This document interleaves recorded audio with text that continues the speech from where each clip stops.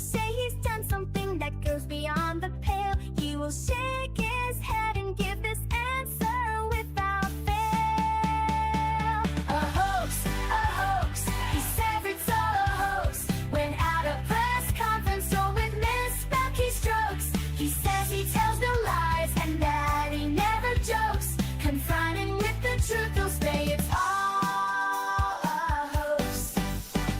A modern Don Quixote, he hates the windmills, claiming to protect the birds and whales he says they kill. But don't believe that story, it's really just a shill. He just did not want to see them wild golfing on Scottish hills. A hoax, he said it's all a hoax. When at a press conference or with misspelled keystrokes, changing a storm path with black marker strokes. Confronted with the truth, to say it's all a hoax. Casting mail-in ballots is something that he's done. Now he wants to ban them for each and every one. He claims it's for integrity in each election, but he won't believe the results unless it's him that's won. A hoax, he says it's all a hoax. When at a press conference or with misspelled keystrokes, they'll fool you with distractions like real sugar in Cokes. Confronting with the truth, you'll say it's all a hoax. He promised to release all the Epstein files that caused all the MAGA base to react with smiles. But how long has he put it off? It sure has been a while, and now he's calling this a hoax, protecting pedophiles. A hoax, he says it's all a hoax. When at a press conference or with misspelled keystrokes, he'll keep on gaslighting up until he croaks. Confronted with the truth, he'll say it's all a hoax.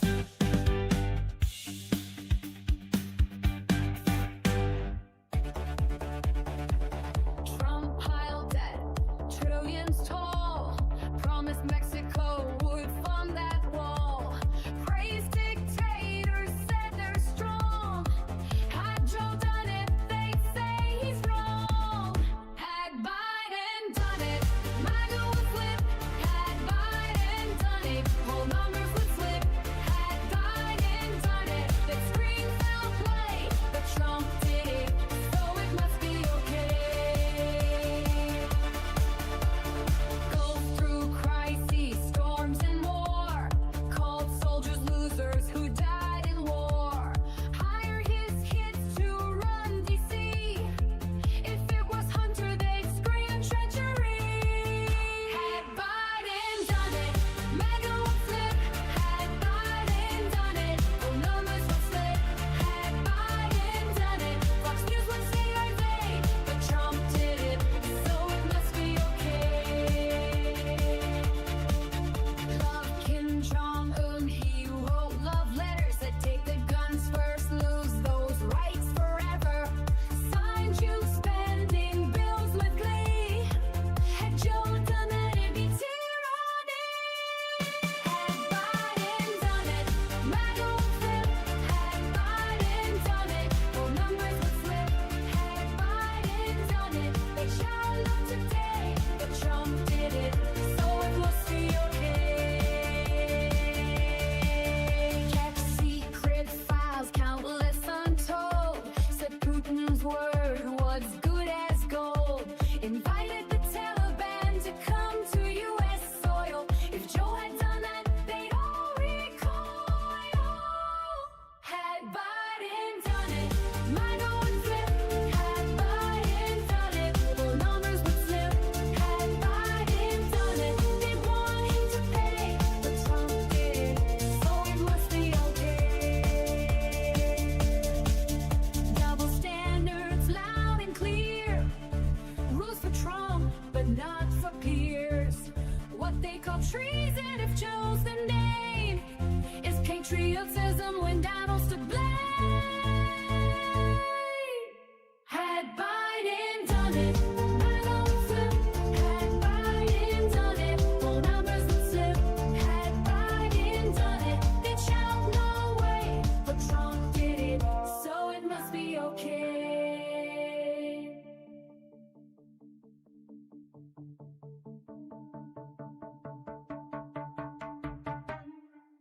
This just in. A sudden spike in logic levels across the city. Citizens report seeing a man with glasses and a podcast mic. We go now live to Liberal Dan.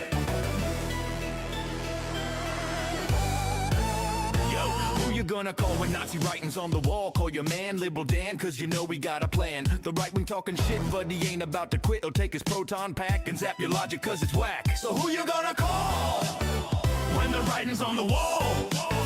Call your man Liberal Dan, and the rhetoric will fall. It's being reported that Liberal Dan is setting up what appears to be some sort of straw man containment field. Calling out your lies with this mic, he'll vaporize. Cross the streams in your dreams, bitch, you know that he's too wise. You're like Slimer talking crap, but you walked into his trap. Yo, it's more than entertainment, it's misinformation contained. So who you gonna call when the writing's on the wall? Call your man Liberal Dan, and the rhetoric will fall. The Statue of Liberty, the writing you can see. So bring the huddled masses, it's a war of the classes. While Trump may think he's Vigo, Dan can cut through that ego. He's got the facts to prove him wrong, got that logic like Egon. Your logic is a ghost, cause you know this chick is toast. When you follow MTG, it's conspiracy, you'll see. There's no need to taser, he's got wit like Occam's razor. Liberal Dan cuts those lies with his Jewish-based laser. It's unbelievable. Liberal Dan just used the literal dog whistle to lure a large group of internet trolls into what is being called a self-collapsing rhetoric singularity. In all my years of reporting, I've never seen anything like this. So don't call to be a heckler, you ain't no Judge Rexler. He'll bust you like Scolary, cause your logic's looking hairy. Right-wing callers think they're cool, but they sounding just like Zool. You the dog, he the man, and yo, his name is Liberal Dan. So who you gonna call when the writing's on the wall? Call your man Liberal Dan, and the rhetoric will fall. Liberal Dan, Liberal Dan, Liberal Dan.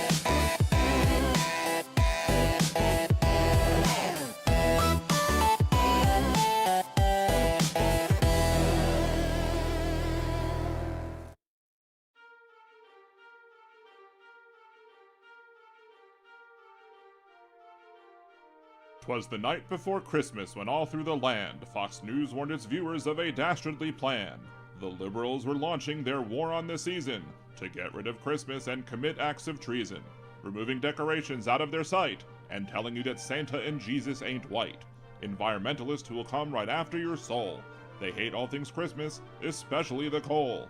They'll sneak in your house all dressed in their flannel and instead give the bad kids some new solar panels. They'll take up all decorations that please us. They'll even go after tiny baby Jesus. Now all these Fox lies cause such a frustration. Who would save us all from this misinformation? When live from the net there came lots of chatter. Could it be old St. Nick or perhaps someone fatter?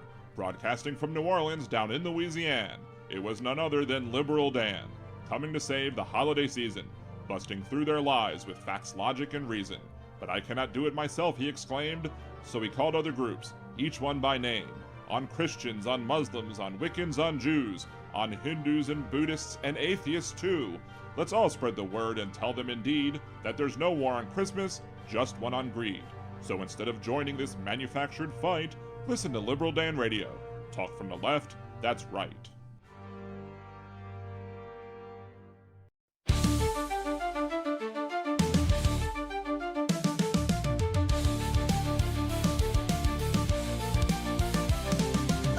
Proclaimed king, a groper in chief, stealing our country, a crooked orange thief.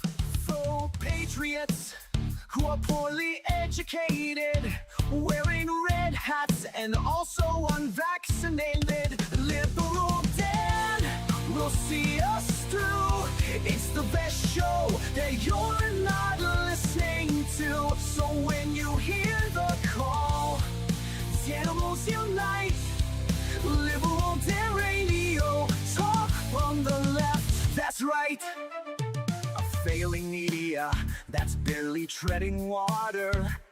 They're too inept to fight this new world order. Corporate pigs are at the trough, hear the squeals. The swine won't bite the hands that feeds them meals.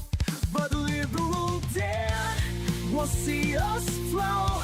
It's the best show that you're not listening to. So when you hear the call, animals unite. Liberal Dan Radio, talk from the left, that's right.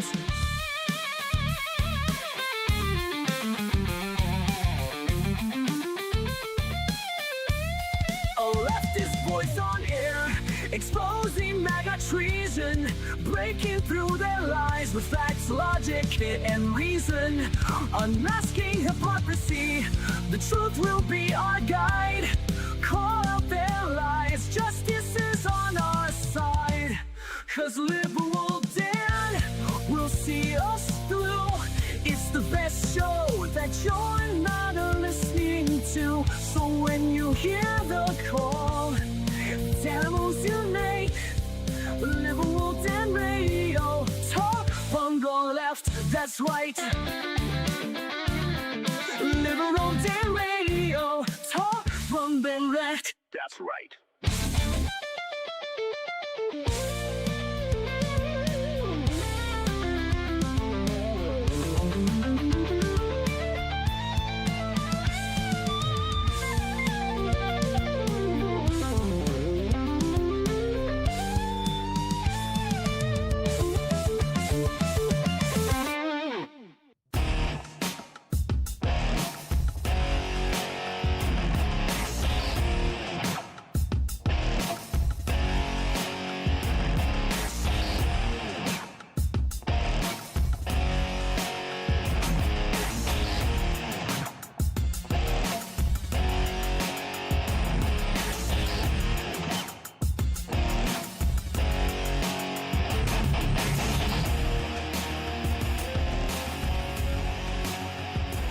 And welcome back to Liberal Dan Radio, Talk from the Left, that's right. This is your host, Dan Zimmerman, coming to you live from New Orleans, Louisiana.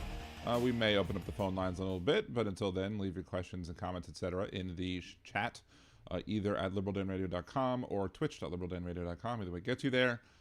Shouts out to the folks over on Twitch, Trisha and Orvilleby. Over on YouTube, we have Fancy, Suzanne, Jeff from just north of Uranus, Bobby, both parts of the mod squad, the best mod squad on the planet. Who else? Josh, good to see you, Josh. I think Josh might have been the. I think I think it's the same Josh. I think you were in my memories the other day for a funny comment that was made on the show by you. I have to go back and look it up and see what it was, but you know, it. I'm sorry. It is what it is. Thank you, Donald. Good to see you, Molly. It's a joy to see you. Who else? Christine. Did I say Suzanne? If I haven't already. Suzanne, John, Osoduro.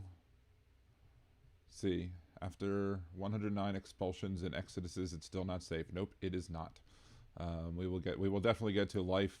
It won't be a full-on life as a Jewish person, but we're going to flat out talk about. We're definitely going to talk about anti-Semitism today, a good chunk.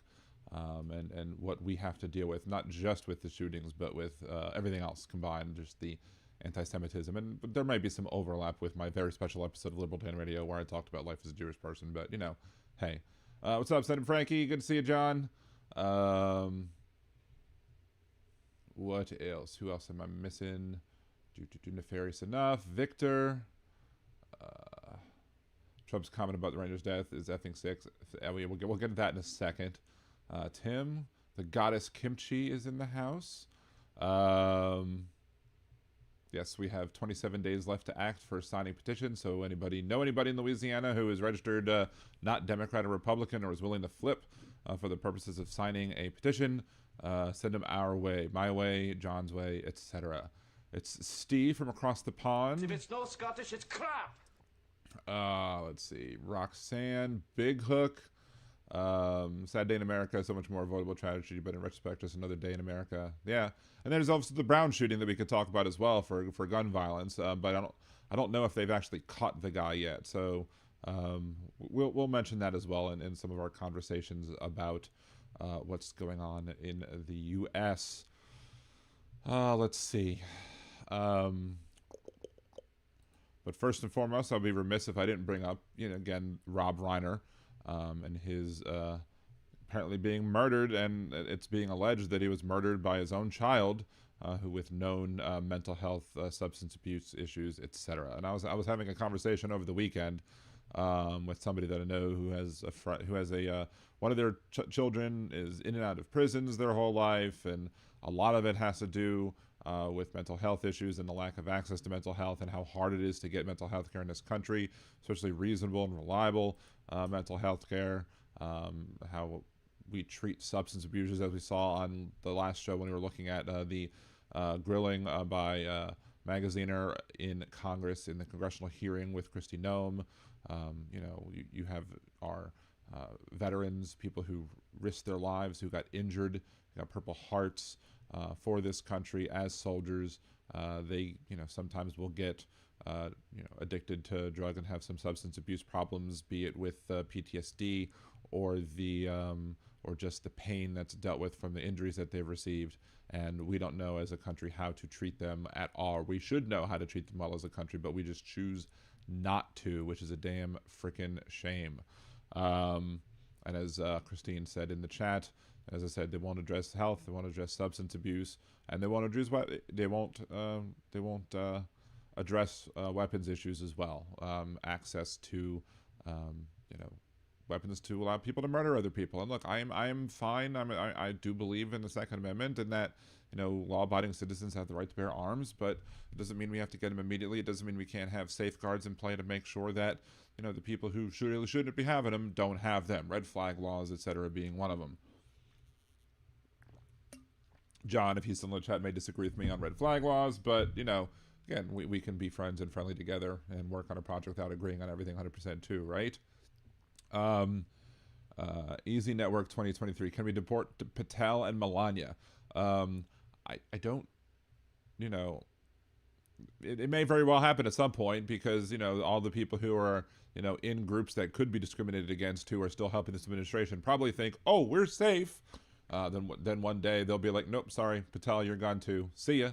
Have a good one. Because when they say make America great again, it's really all about making America white again. So, but good to see you, Easy Network. Thank you for joining. I think the Rob Reiner comments will haunt Trump. I mean, they won't haunt him specifically. I mean, Trump probably sees no problem with whatever it is that he said. He's never going to apologize for it because Donald Trump will never apologize for anything that he's done ever. That being said, there are Republicans who are standing up and actually having a little bit of a spine to say, look, you're wrong. Hell, even old MTG 6B pointed out, the truth about that while resharing Trump's image, the image that of Trump's post on Truth Social. She seemed to just want to correct him. So while, again, still terrible, still Jewish space laser lady, which, she helps to foment anti-Semitism in this country, or at least she helped to foment anti-Semitism in this country with her anti-Semitic, I can't even speak right properly. It pisses me off so much. Even she can see how wrong Trump is. But again, she also has helped foster an environment, create a culture of anti-Semitism in this country, or at least to help make them feel aid and comfort in this country, because the anti-Semites have already existed. But we're going to get back to that in a second. Say, Kimchi, I've been celebrating Chinese New Year for 25 years and Yule for 30. I try to honor the ancestors. Only occurred to me this year to light a menorah. I made up a song, Ancestors Appreciate. Nice. You did you write the whole song, lyrics, whatever, or do you want to send me the lyrics and I could stick it into stick it into Marika and make a song, make it all musical for you if you want me to do it. Make it sound maybe klezmery or whatever. See, Trump is afraid of something. Everyone is. I think Epstein and his crimes being revealed are what scares him the most. Proof of his wrongdoing scares him. Yeah, sure. I mean, sure, he may scare easily. It's just he just will never apologize for anything that he does. His reaction to his fear response is to just pivot to something else. Like, oh, Biden did this. Biden did that. It's Biden's issue. Of course. Had Biden done it, MAGA would flip. Had Biden done it, whole numbers would flip. Had Biden done it,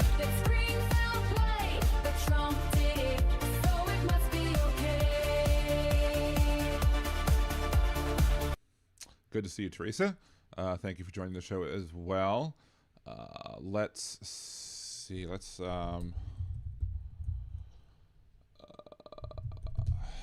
We'll bring up the Brown University shooting because it's still current events, still under. I wasn't going to focus too much of the time today, but we should talk about it again. 2 days ago, mass shooting occurred at Brown University.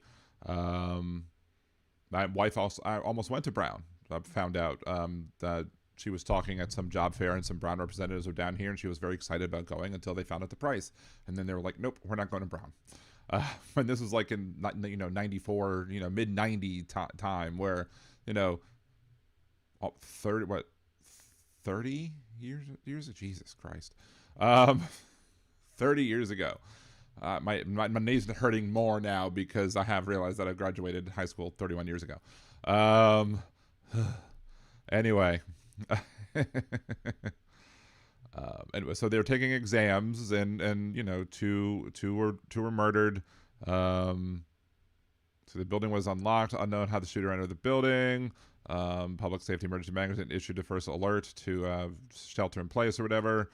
Gunfire was near Governor Street. 2 people were killed. 9 were wounded in the shooting. The dead, both Brown students, were Ella Cook, a parishioner at the Central Cathedral Church of Advent of Birmingham, Alabama, and Mohammed Aziz Omerzakov, a recent graduate of high school in Chesterfield, Virginia, who immigrated to the United States from Uzbekistan as a child.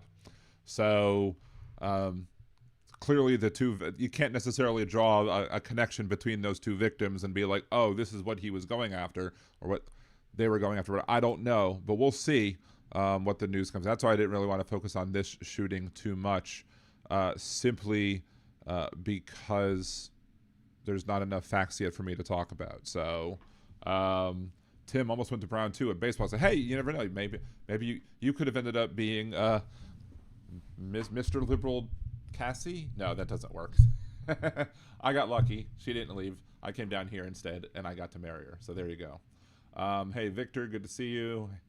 Who else? I was going to talk about the Reiner.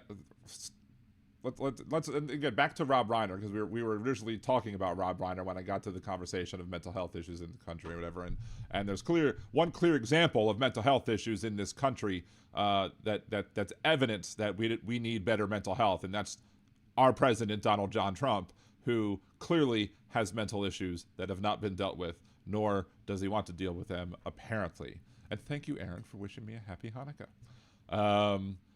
I guess should I yes, he was Jewish as well. I don't know if he was practicing, but in comes the influx of the anti-Semites. So, of course he was Jewish. He was in Hollywood and a producer. Blah blah blah. Again, that's more bullshit that we have to deal with. As we dealt with that with a previous caller one time, if y'all remember. So I did create steal from the Christmas carols and did come up with the 8 Nights of Hannukah. I was like, and I remember the first line I came up with was I think I was 13, maybe 12. It was in middle school. We were on a summer camp trip, and it was nowhere near, I don't think it was anywhere near Christmas time, but maybe it was, I don't know. But it was like, on the first night of Hanukkah, my rabbi gave to me a bagel with lox and cream cheese. On a second night of Hanukkah, my rabbi gave to me 2 potato latkes and a bagel with lox and cream cheese. So there's 8 nights. So, and sometimes I get the nights all mixed up. I don't do the nights the same thing every day, because it's not a standardized song, at least not yet. It hasn't gotten into the Jewish zeitgeist, so to speak, to be able to catch on and everybody starts thinking, oh, that's the Hanukkah song that Liberal Dan came up with. So yeah, Kimchi again. Easy Eat Network. No circumcision jokes. If you're gonna give us a circumcision joke, you have to make sure to submit the tip after you do so.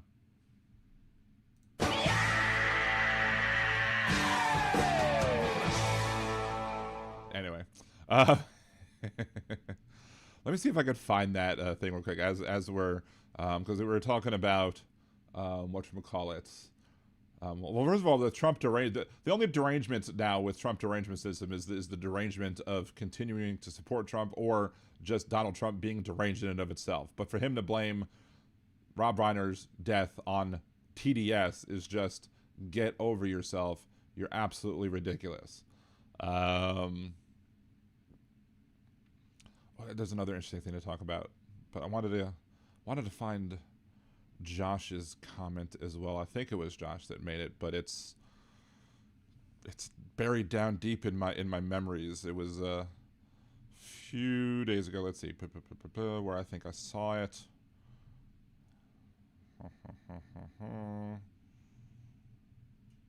Trying to find.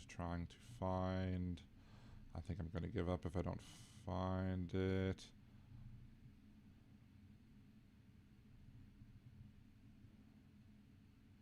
Oh, here we go. Comment of the day on Liberal Dan Radio by one of my listeners. If they create a committee to investigate the risks to CEOs, they can consult a Luigi board. I was like, a Luigi board, Carl? I was like, thank you, Josh, for the good laughs. I don't know if that was you, Josh C's, or not. But if it was you, you came up in my memories from a little bit ago. So from, what is it? Last freaking year. Wow. Anyway.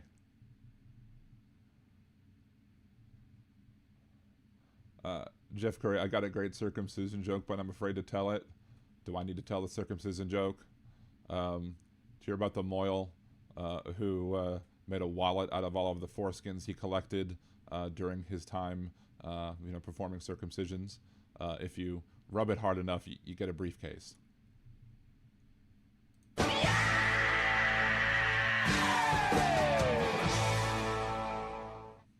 Anyway. So, on 11 years ago, so first of all, one thing to point out is today is my oldest son's 17th birthday. I now have a 17-year-old, something else to make my knees ache. So, 11 years ago, on December 11th of 2014, I was asking my youngest child if he wants some banana. So I asked Thomas if he wanted some banana. Thomas says no, that he didn't like banana because he was 5, and that he also won't like banana when he's 6, a few days later. And then he said when he's 7 that he would then like bananas. So interesting, funny, little kooky, little weird, whatever. Interesting how little children's minds work. What happened, though, and we're going to get back to the Rob Reiner thing in a second. What happened is so 2 years later, when Thomas turned 7, maybe it was a year and a half, I don't know. I think it was about 2 years later. Maybe it was, I don't know. Maybe I don't have the dates right or the years right or whatever. But it was 2 years later when it's becoming Thomas's 7th birthday, and I, the smart ass, petty, pain in the ass person that I am, fully remember that Thomas told me that when he was 7, he would like bananas. So I went to the store when I made sure to get some bananas, and on his birthday, I looked at 7-year-old Thomas, who had 2 years prior told me that he would like bananas at 7. He wouldn't like him at 5. He wouldn't like him at 6, but now he liked him at 7. He looked at me and goes, I was just joking. This 4 or 5-year-old kid, or 6-year-old kid, whatever, it was a year or two, whatever, I don't know. He remembered a full year or two later that he told me that he would eat bananas at 7 and then told me that he was just joking. I would say it's a long, where does he get this sort of thing from? However, when my mom was 28 years old, I got her a card for her birthday, or for her 38th birthday. No, 38th birthday. Sorry. For her 38th birthday, I got her a card, and it was one of those cards that open like backwards. And it was like, as you get older, you start to lose some of your faculties. And she tried to open it normally. It wouldn't open normally. She got it open backwards, and she was like the ability to open a card, right? And I had a full plan ahead. I was like, this is what we're getting for her 38th birthday. Now I need to find one for her 39th birthday. 39th birthday, I found a card. It was very similar, except this one didn't open at all. The message was on the back. Had to make sure to put the card correctly in the thing, so when she opened up the envelope, it would see the front, and then it would say the same message. As you get older, you start to lose some of your faculties, whatever. She tried to open it, and then it doesn't open normally. She looks at the back. There it is. So I found a kiosk where you could make your own card for the 40th birthday. I write on the front of the card, as you get older, you tend to lose some of your abilities that you had when you were younger, or whatever, however I worded it. And on the inside, well, actually, I gave my mom the card. She tries to open it from the other side. She looks in the back. Then she looks at the front. She opens it normally. And on the inside, I had written, I guess you thought I got you one of those cards again, didn't you? So I had a full-on 2-year-long prank that I ran on my mom just to be able to do that with a card. So where does Thomas, my oldest son, get that from? He got it from me, apparently. So there you go.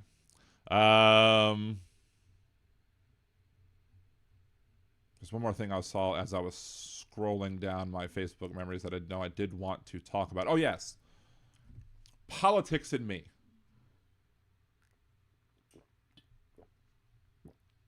Hey, it's Hedge Enemy. Good to see you, Hedge Enemy.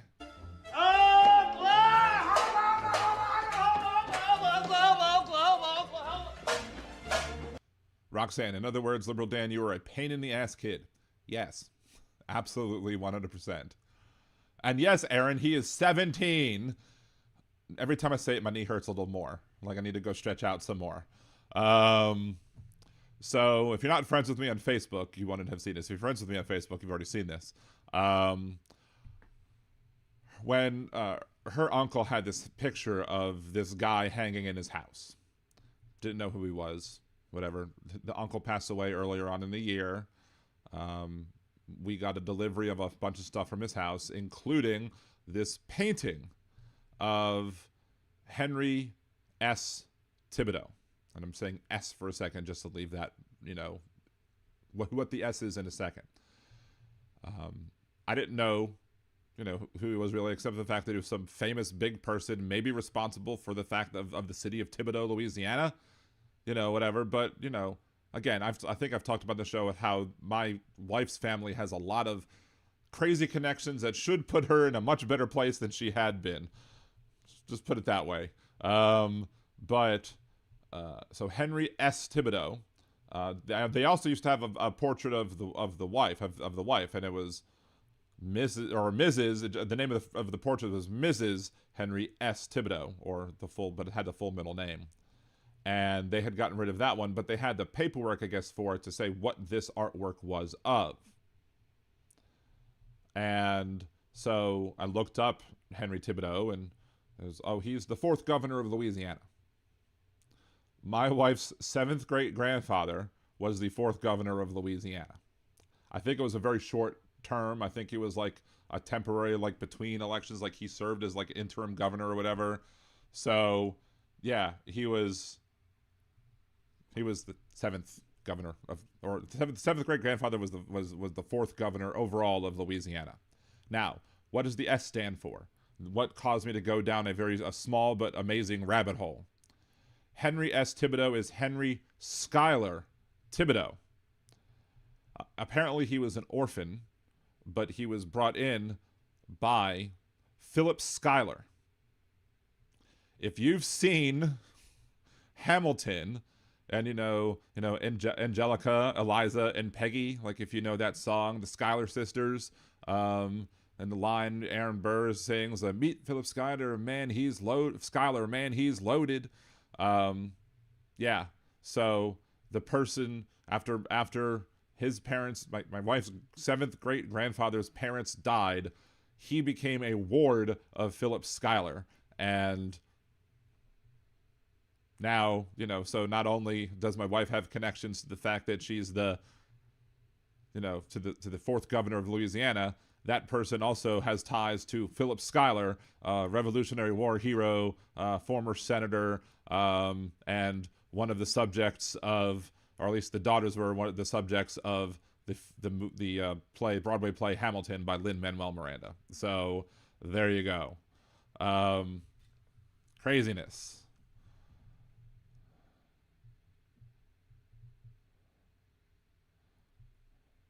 Wait, Aaron goes, there's a 19-year-old pain in the ass in here. Where? At your place or in the chat or what?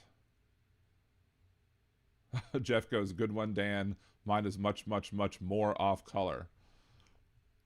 Well, email it to me. I'll decide whether I want to play it or not. Big Hook said, okay, I keep forgetting. Big Hook goes, Turtle Toes. Did you enjoy the holiday song offerings? I like turtles. So I have to play the I Like Turtles. Hey, Chad, what's going on? My great, great, great, etc. grandfather is Frederick Frobel, which is a credit for the creation of kindergarten, kinder meaning children, and garden meaning school. Closest to famous I get. Oh, my place. My boyfriend's son lives here. Ah, okay. So Josh sees In the Heights was way better than Hamilton. I mean, I haven't seen In the Heights I liked it. I just liked Hamilton better, I think. But you know, anyone's free to have their own opinions, right? But yeah.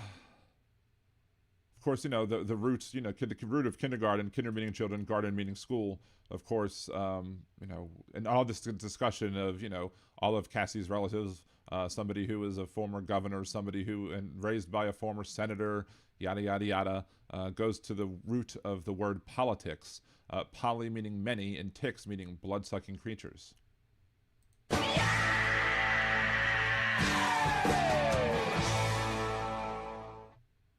Yes, and also that was something I did want to bring up too when discussing the thing. You know, the Turtle Island Liberation Front, i.e., TILF. If I see somebody saying TILF, I really especially don't want to see Jolie typing out the acronym for that, TILF, because then Big Hook's probably going to think she means turtle. I'd like to, and that's just, you know, I don't think Jolie would want to do that, but still, TILF sounds too much like MILF and GILF or whatever for me to be able to take the name of that organization seriously, right? So, but thank you for reminding me of the Turtle Island Liberation Front, because I did want to talk about that. But back to Rob Reiner for a second. I'm really going to confuse the AI thing here, but back to Rob Reiner for a second. You know, you sometimes when people pass away, or even when they don't, like I'll go, if somebody comes up as being, you know, in the news, I want to go see, you know, who they are, what they might have done. You know, there's a whole bunch of stuff that that Rob Reiner has done, and then there are things that just, I guess I look at it and I'm like, wait, what? Really? Like, for example, we all know he was involved in Spinal Tap. We all know that he was involved with the Princess, that he produced The Princess Bride and When Harry Met Sally. I don't know if I knew that he was the producer of A Few Good Men or not, but I'm not as surprised about it. I am surprised about the fact I didn't realize that he produced Misery. Like, that's just one of those things like, what? I don't know if I realized he did The American President, but again, that doesn't necessarily surprise me. But Misery, I guess, somewhat surprises me a little bit. So, then of course, you know, looking back at his filmography as he was an actor, he actually played like a delivery boy in one episode of the Batman original series on TV. Lots of little bit parts that he had as he was growing up through the ranks, up until All in the Family, when obviously, you know, he made it big, and obviously he didn't have that part of a problem making it big because obviously he's the son of Carl Reiner, Mel Brooks, 1,000-Year-Old Man, other older comedy fame, etc. But yeah, apparently he was working on Spinal Tap 2, The End Continues, played a part in there, played a whole bunch of other parts, all between that, whilst doing all of his producing, etc. So, anyway, may his memory be a blessing, Rob Reiner, and may the people who are being shitty, I mean, of course, you know, the people who are telling us that we should have empathy for the family of Charlie Kirk, and not make jokes in light of Charlie Kirk being dead. Of course, what happens? Rob Reiner dies, is murdered as well, and the conservatives can't keep their mouths shut. So, yeah, Misery surprised you. I'm glad to see that I'm not the only one surprised by Misery. Stand By Me absolutely makes sense. I think I even knew that or whatever. And yes, he was Meathead in All of the Family. I do know that. And of course, we've heard on this show me and my cousin doing the All in the Family theme song. Wait, Jeff, what? You haven't seen Princess Bride? That might be more shocking than Jolie not having seen Die Hard. So anyway, anything else in my things on my Facebook page, my personal one that I want to share off?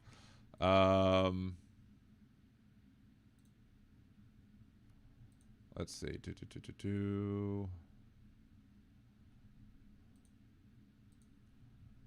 So All in the Family is still relevant today, but never could be on TV today. I don't know. I mean, the point is that, you know, it's being done to show, you know, I mean, Archie Bunker knew he was playing the horrible person. So I don't think it's quite the same situation if you couldn't make Blazing Saddles today, or you couldn't even make Tropic Thunder today. I think you could do All in the Family. I mean, they did do an episode of All in the Family, like live or whatever. And my Edith Bunker's singing voice is much better than Marissa Tomei's. That's all I'm gonna say. There's many things that Marissa Tomei absolutely will destroy me at when it comes to you know, acting, you know, being a professional, being much more attractive, all sorts of stuff. Being, you know, Aunt May, awesome, you know, awesome roles, but I absolutely did a much better job imitating Edith Bunker than she did when it comes to the singing. So yes, Norman Lear was an absolute genius with his writing. Shout out to Quesadilla over there, and it's griffic. These go to 11. It's inconceivable. Easy at work onto YouTube is trying to start fights. Oh, Easy E Network. I'm not a bot. Die Hard is not a what? Die Hard is absolutely a Christmas movie. Do I have to play my song again that I wrote as to why Die Hard is a Christmas movie? But yeah, Die Hard's absolutely. I mean, how can it not be a Christmas movie? His wife's name's Holly. How can you get any more Christmassy than that? Mel Brooks was asked if he could make Blazing Saddles today. He said he couldn't make it, but then did anyway. That's funny. It takes place during Christmas, but it's certainly not very festive. I mean, he says ho. He writes ho ho ho on the shirt. There's Christmas music. God bless us, everyone. Christmas cheer, Christmas miracles, the FBI. Christine, oh, here we go again. Yeah, I have a machine gun too. Ho ho ho. Anyway, it's not. Santa doesn't come out until Hans Gruber hits the pavement in Nakatomi Plaza. So, see, Josh C. Stupid question. Does anyone know the drinking, smoking pastime game where you replace one word in a movie title with crotch? I mean, I don't necessarily know about replacing it words with crotch, but I've heard basically you replace one word to ruin a movie, or I've heard you replace it with food, or you replace a letter in a music band, or you replace a letter in a movie or something. I've heard of similar types of things. So I hope Brooks gives someone his blessing to make a Blazing Saddles remake or a Blazing Saddles. I think they did technically do a Blazing Saddles remake, but it was done as a cartoon, and he was in it as well. So I forget the name of it, but it was a cartoon. I think George Takei played the part of a rat or something in the movie. Let's see, George. Cartoon movie was a remake of Blazing Saddles. Paws of Fury: The Legend of Hank is basically, and even Mel Brooks participated in the voice cast. But yeah, it's Paws of Fury: The Legend of Hank, which is in 2022. So technically they did it. They just kind of snuck it under the radar.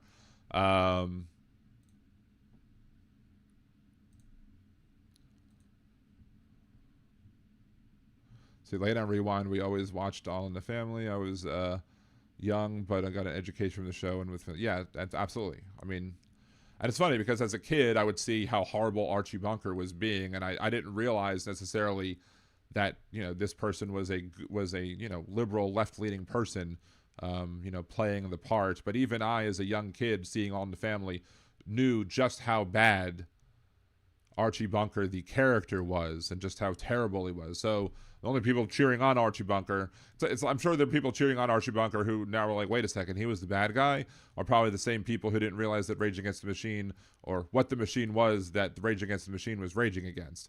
And they just wanted to saying, fuck you, I don't do what you tell me, and not realizing it, what the hell they were talking about. So... But yeah, Archie Bunker was quite racist. He was KKK man, of course. I mean, that was the point, and that's how we played it. That's how he was played. So there you go. Let's see, what to talk about next? What comes next? I was talking about, it was you know, with the parodies that I've done for the show, based off of you know, Hamilton and my enjoyment of Hamilton, whatever. I was like, if Hamilton ever comes to like local theaters, whatever, and gives people the opportunity to whatever, I was like, I'd go and try and sing me a little part, try and become King George in the movie. Let other people get bigger roles or whatever, because I probably wouldn't be able to do the bigger roles, but let me do the King George parts if I'm able to make it and nobody else does or whatever. I'm sure people will want to do. I'm sure I wouldn't get the cut. But anyway, I looked up when such a thing was supposed to happen. When might Hamilton be released into the larger theater community so that smaller theater groups could do it? Apparently, they're saying it in 2028. A more concise version might be released for like high schools and other type places to be able to produce those types of things. But it's probably still and that's 2028, a way much longer time off to be able to get local community theater groups to be able to do that. So I'll be back on a walker, like, you know, 70 years old, and I'll be able to be like, you'll be back soon, you'll see, you'll remember you belong to me. Exactly, because Carol O'Connor was the exact opposite in real life, which is a tribute to his acting. I mean, you know, I can pretend to be certain things. Like I can sit here and pretend to be conservative Dan all day long. I can sit here and make fun and mock of the people that I disagree with wholeheartedly, and I've studied enough of them to be able to know how to sound and how to do and how to say what they want. But I just, you know, I've often thought about doing that as an April Fool's Day joke, where I just rebrand everything for a day if I'm live on April Fool's Day and be like, this is Conservative Land Radio, talk from the right, that's right, or whatever. But I don't want people running away kicking and screaming, although like Chad might cheer if I became Conservative Dan Radio, right? What else? Yeah, Easy E, King George. I thought King George was funny. Oh, I love King George. That's one of the reasons why I have some of the parodies that I do. Although now the parody that I did with the first one that I did for the show with you'll say 4 more years of Trump's not a price that you're willing to pay. You cry when you see breaking news because you know Trump's a really dumb guy. But that's a little off. But I'm not giving it my all anyway. But in the middle, towards the, and I'll be like, and you'll hear me on Blog Talk Radio on Wednesday nights at 8. So not only was it, you know, is it old because there's no longer Blog Talk Radio, it's also off because there's, you know, I'm on Wednesdays and Mondays and Thursdays. So it's a very old song. Chad, I would call you a traitor, good sir. You'd call me a traitor for being conservative, Dan? Really? Son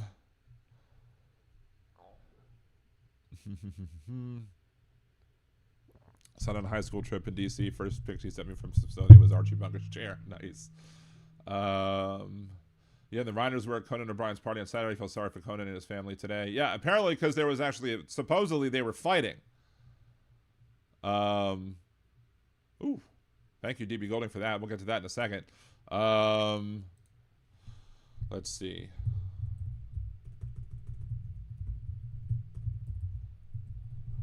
Look that up too. But apparently the son and Rob Reiner and his son were fighting, or arguing at least, at the party. And I guess it spilt over from there and ended up, you know, a problem at home. So I've watched you long enough to know that it would be a lie. Plus, I feel like the left needs all the reasonable voices it can keep.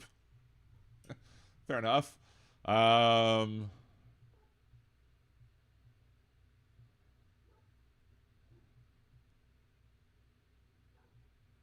to see. I'm not necessarily seeing breaking news on it yet.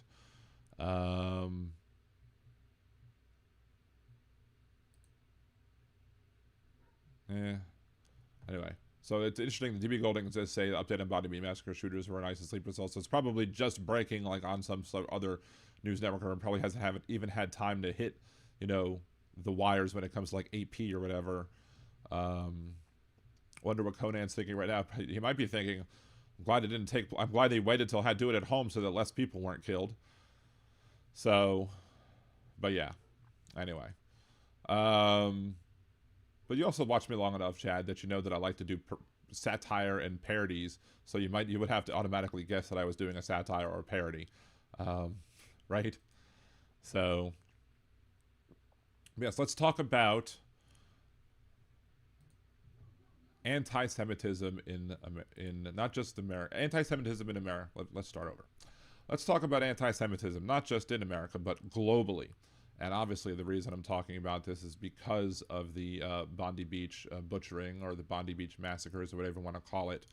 You know, it is just absolutely unsafe to be a Jewish person. Like, one of the things that, you know, always gave me pause, at least at the beginning, was like, oh, well, if I broadly and widely announce that I'm Jewish to the world, is that going to cause more hate to come on me and my family? Of course, I'm not necessarily one to shy away or back down from a fight or whatever, so that, you know, at the end of the day, I said it's important for me to, you know, use my voice and be loud and be vocal, or as vocal as I can be, and with whatever reach that I can gather up.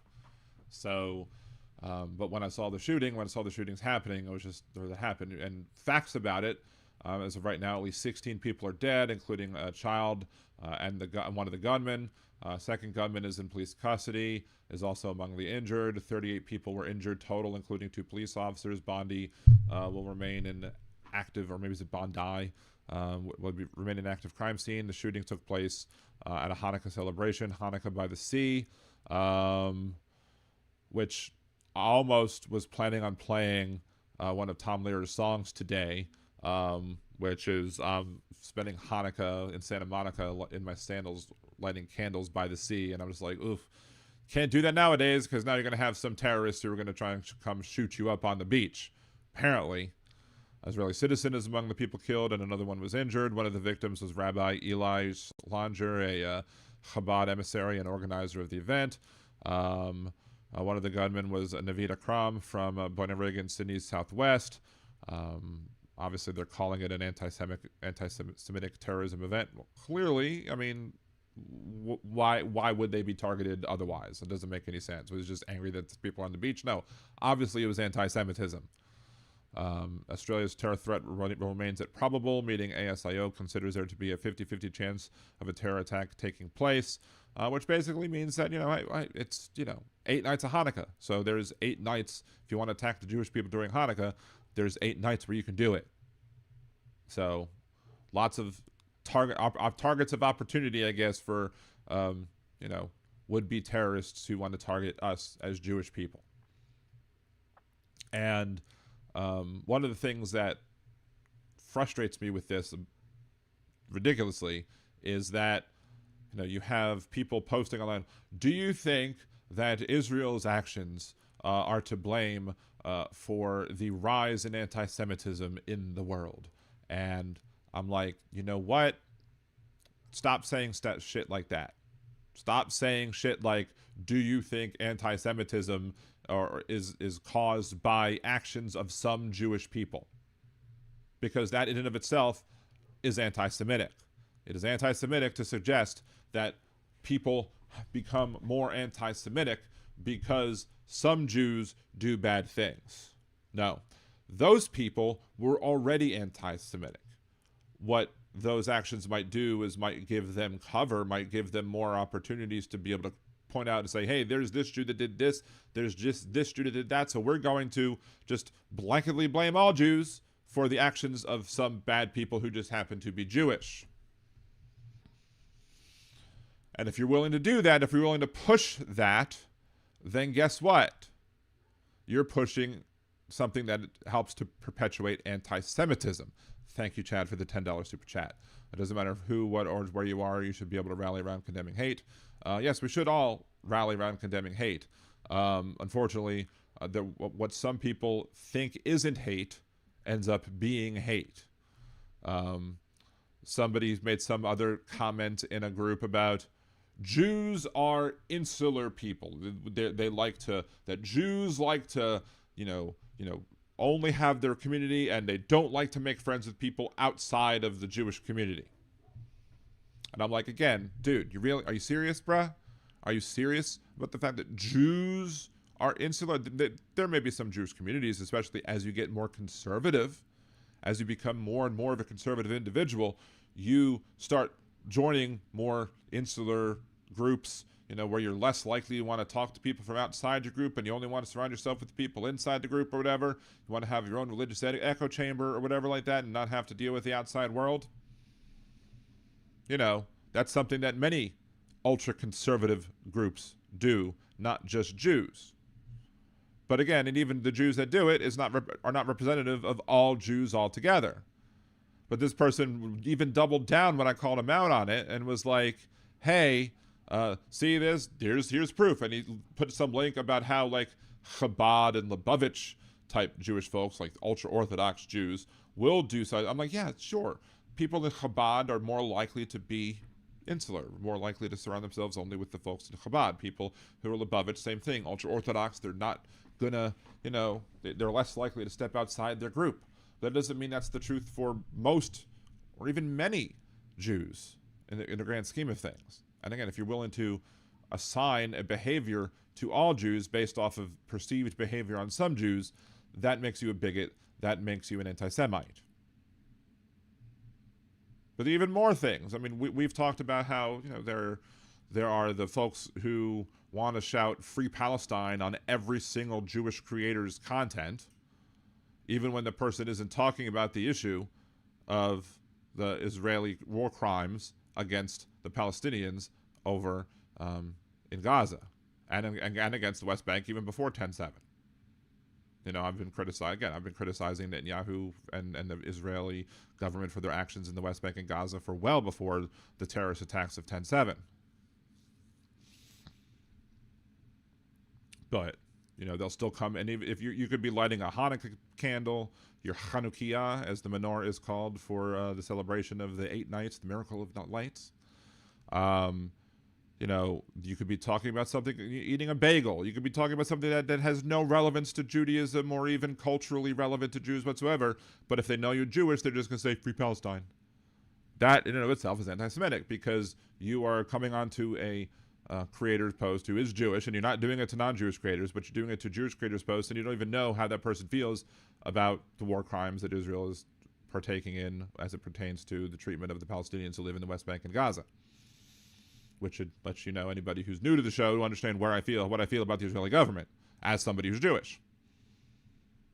But even the AEW, All Elite Wrestling, newer wrestling group, well-funded, owned by the son of the person who owns the Jacksonville Jaguars, I think it is. They created this, wrestling group. It's become pretty successful, relatively speaking. And they wished Happy Hanukkah. And there are some other posts I've noticed as well. I think one of some news station in Baton Rouge posted a picture of the Chabad menorah in Baton Rouge, and it was lit yesterday for the first night of Hanukkah. And the responses on this post is like, Merry Christmas, Jesus is whatever, Christ is King, all this other stuff, like bringing up stuff about their Christian religion on a post that was meant to celebrate Jews and the Jewish religion. And I would have a problem with this, regardless of what happened in Australia, because, again, there's no reason for it. I don't go on a Merry Christmas post and say specifically Happy Hanukkah. Even if the Hanukkah happened to fall on Christmas Eve, Christmas Day. Even if that happened, I wouldn't go on a post related to Christmas and be like, oh, and Happy Hanukkah too. I'd say Merry Christmas to all you people who celebrate Christmas. That'd be the end of it. My religious beliefs, how I was raised, or what I would like to see has nothing to do with how I treat other people, because other people practice and worship different things. So therefore, I'm going to wish them a happy holiday on their holiday, specifically to the holiday that they're celebrating. So if I don't know, I'll wish you happy holidays. But if I know that you're Christian, I'm going to wish you a Merry Christmas. If I know you're Jewish, I'm going to wish you a happy Hanukkah. But if you post something about something being a Merry Christmas, I'm not going to go on a post and be like, oh, well, happy Hanukkah too. No. It's dumb. It's ridiculous. But these people are just so blinded to their privilege. They're blinded to the religious privilege that exists for simply being a Christian in this country, that they just don't care about anybody else's faith. And who has made that possible? Who has emboldened that? Donald John Trump. This president has emboldened people in this country, and maybe even around the world, who knows, to take actions that are harmful to Jews, be it violence against Jewish people, be it just words that potentially are harmful against Jewish people. And it's not just anti-Semitism that he's empowered. He's empowered all sorts of bigotry, as we've seen with his ICE sweeps, as we've seen with who's getting deported, as we've seen with the countries that he's banning travel from or whatever, or saying, oh, if you come from these countries, you have to show us your last 5 years of social media to show that you should be allowed to come into the country. Like, this clown, this racist asshat is going to continuously help to foment bigotry and hatred in this country, and it's going to give those types of people the encouragement to continue being as racist and as anti-Semitic as they are, and just feel free to be more open about it. Because, again, the anti-Semitism was always there. The actions of the Israeli government doesn't magically create new anti-Semites. Those people were already anti-Semitic. Those people, or at least those people were already bigoted. And if they were already bigoted but not hating on the Jews, they're just opening themselves up by listening to such arguments, listening to other people saying, oh, let's blame the Jews for what Israel does. Those people were already open to the bigotry as well. But it's not the action of blaming the action of a people of a group for the entirety. And of course, I brought this up on Jeff's show on Wednesday, and the guest was like, oh, it's just like blaming white people for slavery. I'm like, but I didn't have the time to respond to that, because no, we don't blame all white people for slavery, but we do feel that reparations are owed, and we do feel that all this other. But again, you had to make it about you, because that's what they always do. They always make it about them, because that's what Donald Trump does. He makes everything about him. Rob Reiner dies, he makes it about him. Hanukkah is celebrated on a post. A MAGA conservative Christian person is going to make it about them. They're going to say, oh, we can't let anybody else have nice things. We're the only ones who want to have nice things. So, Christine, if you want to talk bigotry, try being a Satanist. Oh, I'm sure. Yeah, I mean, my only issue with some things is that with a lot of like being a Satanist, I'm not going to say that Satanists don't get bigotry against them. Don't get me wrong. I'm not saying that. What I'm saying, though, is that being a Satanist is a choice. Being a part of almost any religion is a choice. However, there is ethnicity involved that comes with being Jewish that kind of elevates the problems that Jewish people face above and beyond that. Because I don't have to be. I can sit here and say, I haven't lit a menorah in years. I can sit here and say, I haven't been to synagogue in years. I can sit here and say that whatever my religious beliefs are and how I feel about them, and that I'm not a practicing Jew and I haven't practiced Judaism in a very damn long time. But the people who want to see me dead are going to be like, oh, you're still Jewish. Sorry. They don't even say sorry. They'll just be like, oh, you're still Jewish. It doesn't matter. Because I happen to be born to a Jewish mother and a Jewish father and was raised Jewish. I can't do anything about that now. I'm always going to be stuck as a Jew. in the eyes of the people who hate Jews. Now, there are people who convert to Judaism. Yeah, it's fine. But there are other ethnic groups where that happens to as well. But again, most people don't look at me and go, oh, Dan, yeah, he must be Jewish, whatever, blah, blah, blah, blah. Maybe they hear me say oi, and I might understand it. They might hear me talk a little Hebrew. Okay, I understand it. They listen to the podcast, listen to Liberal Dan Radio, talk from left to right. And you'll see that I talk openly about being raised Jewish. And ethnically, I'm still harmed by the anti-Semitism that goes around. So I don't have a way to get away from the fact that my DNA profile shows me being at least 50% Jewish. So I was assaulted as a teenager because of the pendant that I wore. And that's a damn shame. And that should never happen to you. I'm sorry that happened to you. And you shouldn't also have to hide the pendant either. You should be able to openly wear the pendant and not have to deal with that. I'm not saying that. I'm just saying, the fact that regardless of what I wear, it doesn't matter because I'm still Jewish, regardless of whether or not I practice, regardless of how much I go to synagogue, whatever, blah, blah, blah. And that's what Jewish people have to deal with. Time and time again. And I'm saying we're the only group. Again, black people have to deal with it too. There's no way that they can avoid being black. And it's even worse for black people because that's damn near difficult to hide that. There are some people who are Jewish who don't look Jewish, but we still are. And if they find out, they hate us. So, but I don't think I've ever been actually assaulted physically because I'm Jewish, which, fortunately, but I haven't gotten into much physical altercations myself anyway. So, let's see. Trump released the inner anti-Semite of millions of so-called Christians. Yeah, I guess that's the way to put it. He released the Kraken. He released the inner anti-Semite by doing things like, making comments early on in his career, saying things like he doesn't want black people counting his money. He wants the people in yarmulkes counting his money, to him going to the conference on anti-Semitism and literally saying to a group of Jewish people that if he lost the 2024 election, it would be the fault of the Jews.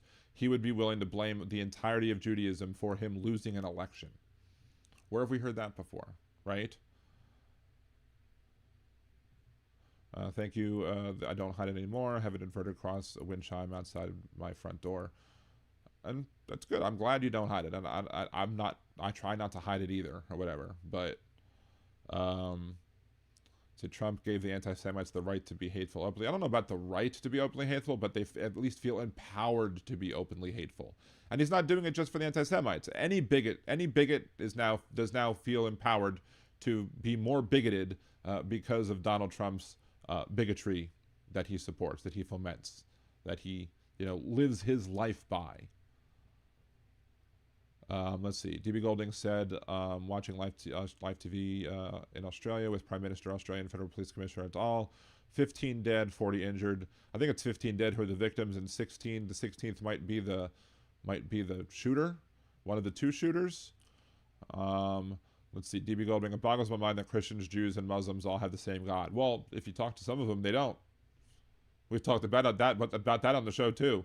I spent a whole trying to troll somebody who was clearly a conservative Christian online and basically was like, we don't worship the same God. What are you talking about? Like, yeah, we do. It's the same. It's the Abrahamic religion. It's we both have the Old Testament, right? It was like, I don't call it the Old Testament, and I'm supposed to not eat bacon. You can eat bacon. There's 613 commandments, that most of which you don't follow.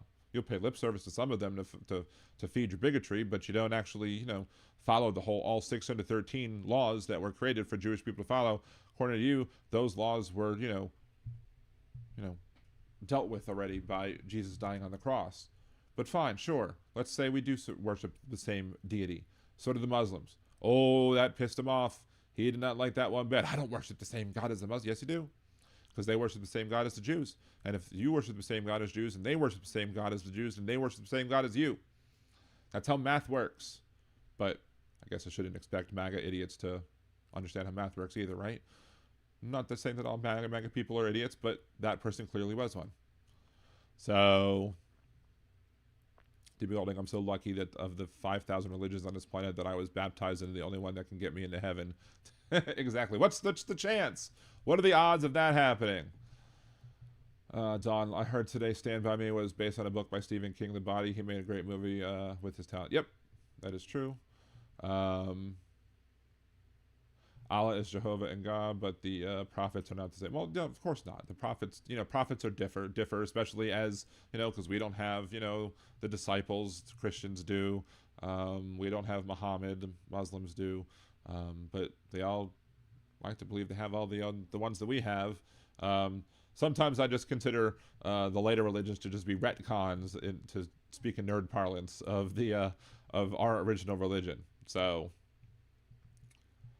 look at how, I love the whole Mamdani is going to teach Arabic numbers, and every time that comes up, it's just an oldie but goodie where you can bring it up, and there'll be guaranteed to be a lot of uneducated people who start arguing and yelling over, oh, we can't do that's terrible, how dare he teach Arabic numerals in our schools. Well, that's 1, 2, 3, 4, you dummy.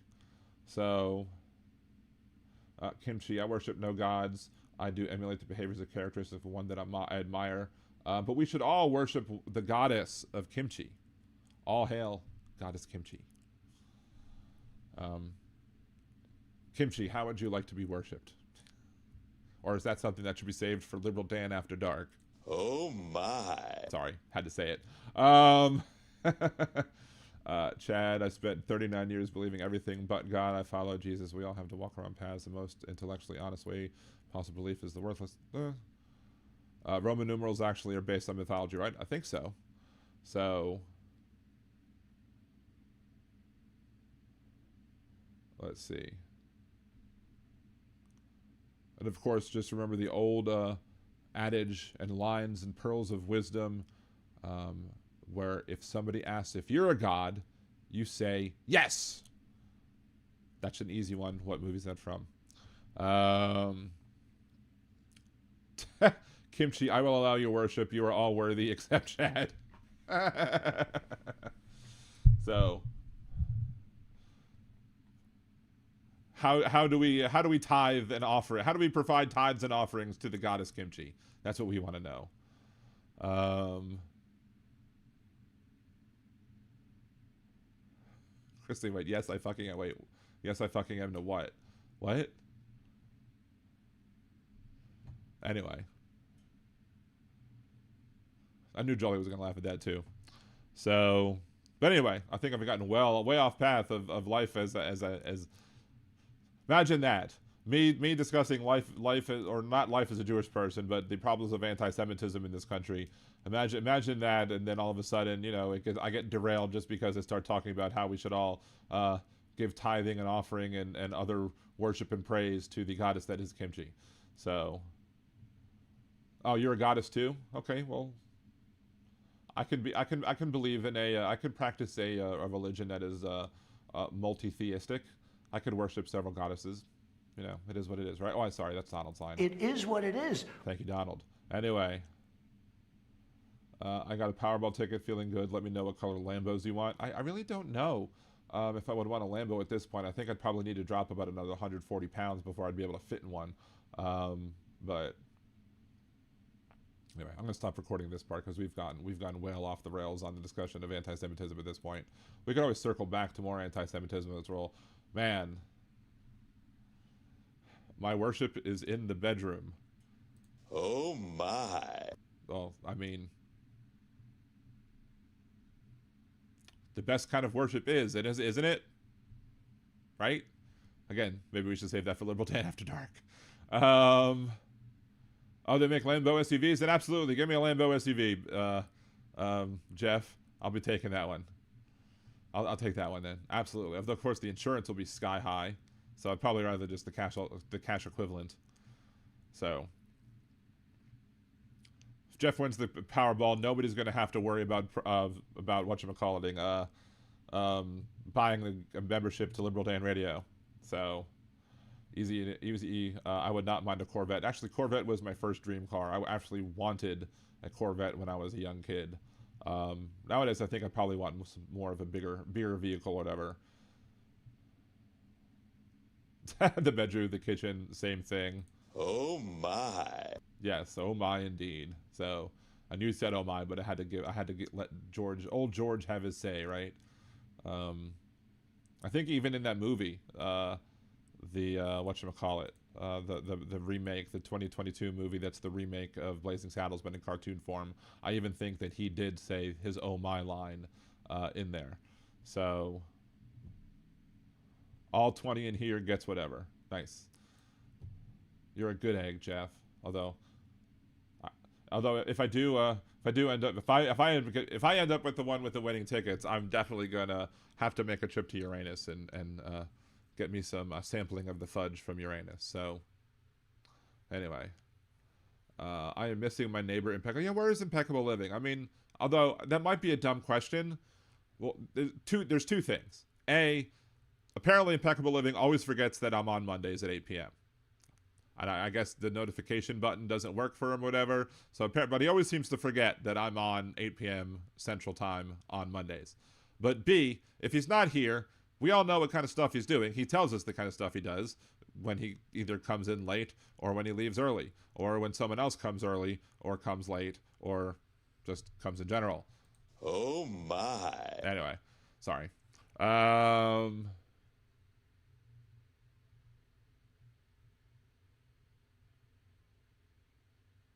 50 Shades of Grey.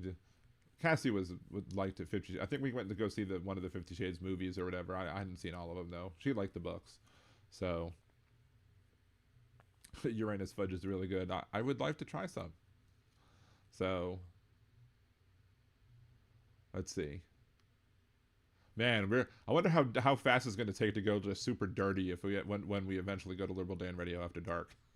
And I think the first lives of that are going to be in the Discord because I did create a Discord for all the paid members, which includes people who had their memberships paid for by other people. So, Josh C is always chuckle when Lamborghini is a tractor company. I've never known that. I guess you learn something new every day, right? So it's 9/11 here, Liberal Dan Radio, talk from left, that's right. Remember to support the show. You can Venmo Liberal Dan on Venmo, especially with the fact that I have a little 4-day trip coming up, and it'd be much easier if I had a little extra spending cash. Venmo works. Liberal Dan on Venmo. You can buy me a cider. Go to liberaldan.com, click the Buy Me Cider button, or just go to buymecoffee.com/liberaldanradio. You can become a Liberal Dan Radio patron, patreon.com/liberaldan or patreon.liberaldan.com. You can buy super chats. Thank you, Chad, again for the super chat that you gave. Super chats, super stickers. You can gift subscriptions or memberships here on YouTube. You can gift subscriptions on Twitch. You can use your Amazon Prime to subscribe on Twitch for free. Doesn't cost you anything. You just got to re-up it every single month, which is a pain, but I guess they don't want to be giving away all the money. They want you to actually take an action and be in a chat to be able to spend it. So, oh, Jesus, Chad. Anyway, that probably is also something that's worthy of Liberal Dan After Dark. So, anyway,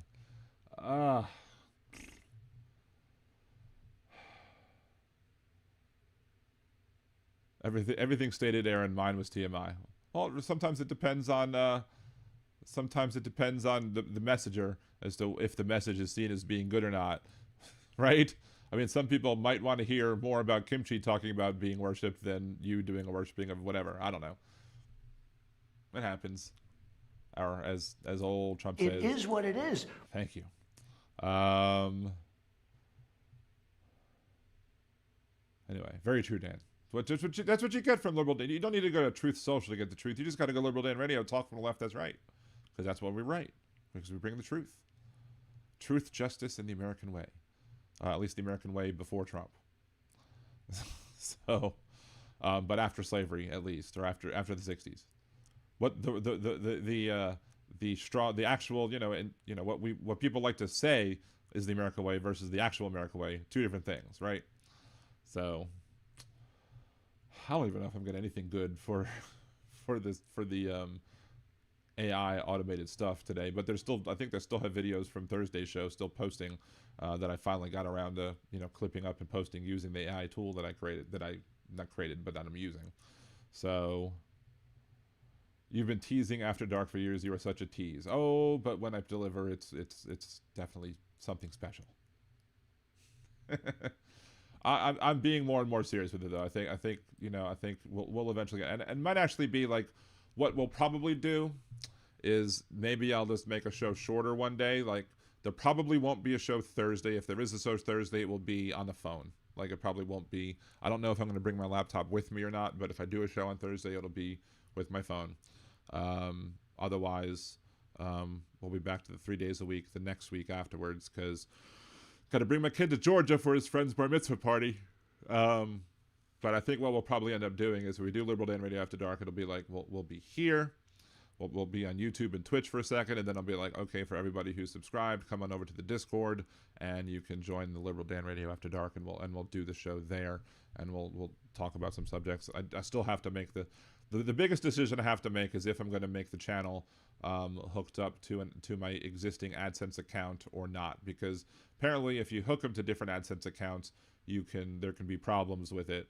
If you do something on the one channel that ruins your monetization, it can ruin monetization across all the platforms. So I'd have to get an AdSense account for maybe like Cassie or something. Well, no, we'll see. We'll see how that works. That's a long ass tongue, Chad. If it went over a couple towns, jeez.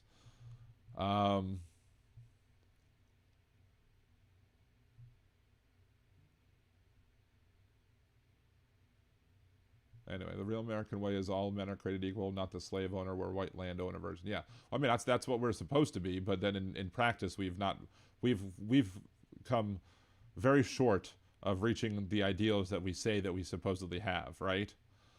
Can you broadcast on Discord? Yes, you can. Well, I can. It's not necessarily broadcasting to Discord, but when I'm on Discord, I can capture my. I either can capture my OBS feed, or I can just use the OBS as the camera and have the camera go to the live, and that's how I think it works. So haven't done it yet. So we could talk about follow through when I do my first show on that too. Sorry, Liberal Dan after a fifth of vodka. Ooh, geez, I don't know if I can handle that. Now give me a fifth of rum. I'm all about that. So, or give me some cider. I'll open up some of my ciders and I'll do that. Maybe that's what I'll do. Maybe we'll do Liberal Dan After Dark. We'll be drinking some cider with this, you know, that I still have in my cider fridge, and we'll go from there. And we'll talk about some stuff. I do want to make an intro video for it too, where it's going to kind of be an intro to the channel and discuss consent. But in order to participate in that live in the shows, you need to do that. I guess the only problem is I don't know how. I guess the chat could be seen from. We'll figure that out. We'll figure it out. It's still works in progress, but we'll get there. If you ever need to troubleshoot Discord and live chatting on YouTube, I can help. I'm off hours. Just shoot me an email. Okay, I'll let you know. Oh my, let's get Liberal Dan Radio drunk. That should be something that I could do as well. Do a show like on a drinking holiday or something, like maybe be it like St. Patty's Day, or maybe do a Purim show, since I'm Jewish, and on Purim you're supposed to get drunk too. You're supposed to be so drunk that you don't recognize Haman from whoever the good guy was. I'm a bad Jew for getting the hero of Purim besides Esther. Hard cider, yes, hard alcoholic cider, and not like woodchuck and everything like that, like produced at a local cidery that makes their own. This, we got Trucker John stoned. It was awesome. All right, challenge accepted. I don't know about New Year's. Maybe New Year's Day. I don't know about New Year's Eve. I'm taking my youngest to go see the Stranger Things live in the theater. So we're gonna do that. Dialysis Dan Radio. Everclear. I mean, I haven't made Jello shots with Everclear. I have made them with rum for the first time I made them, and they were actually pretty freaking good. So, hell, I'll mail you the fifth if you decide to do it. I got a top shelf bottle to boot. A fifth of rum or a fifth of vodka? Did you drink? I did not drink Mug and David. I have not drunken that. Nope. Sorry. Not huge on that. Is Everclear still legal still? The band? Yes. The liquor? Maybe it depends where you are, but I think so, yes. Whatever you want. But dude, if you're going to send me rum, I'm not going to complain about being sent rum. by all means, especially if it's like Florida Kanye or something like that. Whew, that's some good shit. I got one of that at a Christmas, like, you know, gift exchange party thing where you picked out of the bag, you got your number, you picked out the bag, and then people could either steal it from you, or they could steal it from, or they can pick a new bag. So, I drink once a decade, whether I need to or not. Just once a decade, or do you is the rest of the year, the rest of the decade spent with other ways to intoxicate yourself, like, you know, herbal stuff? The rum that I like was called Florida Canya, Flordecanya. So it's like a Hispanic type rum or whatever. So, but there's other, I like spiced rum too. I like Captain Morgan, or if there's a better spiced rum, I like a better spice. Kraken's not the best. Like the Kraken is supposed to be great. It's okay. Like if it's spiced with too much like anise, I'm not gonna like it. But if it's spiced with other things, then I probably will like it. So. I hear Trump vodka is only appropriate for use as a paint cleaner. Paint cleaner and maybe a urine cleaner as well. It really gets the Russian hookers' urine off the sheets. So, I like doing it with Captain Morgan. Come on, let's go. Let's do a drinking with Dan. We need to do a New Orleans party where we all get all pissed, as they might say across the pond, right? Myers is good. I mean, I like that more for cooking, I think, but there's some drinks that I like with Myers as well. Puff Puff Pass, good dope, and ivory soap keeps my youthful appearance. There you go. There are apparently other things you can do to keep yourself looking young as well, but that's also not appropriate for this show. Oh my. I do, yeah, I like sweet rums, but I mean, spice but sweet, I guess. I don't know. We'll see. It all really depends. I think I just used regular light rum when I made my Jello shots, and those came out delicious. So I don't like Malibu. Coconut rum's not for me. That is not a thing for me. Some of the flavored rums are fine, but you know, I'd rather somebody put a little Captain in me. Wait. Oh my. If Impeccable Living was here, he'd want to dress up like a sailor right there. Easy Network. Wasting away again in Margaritaville. Looking for my lost shaker of salt.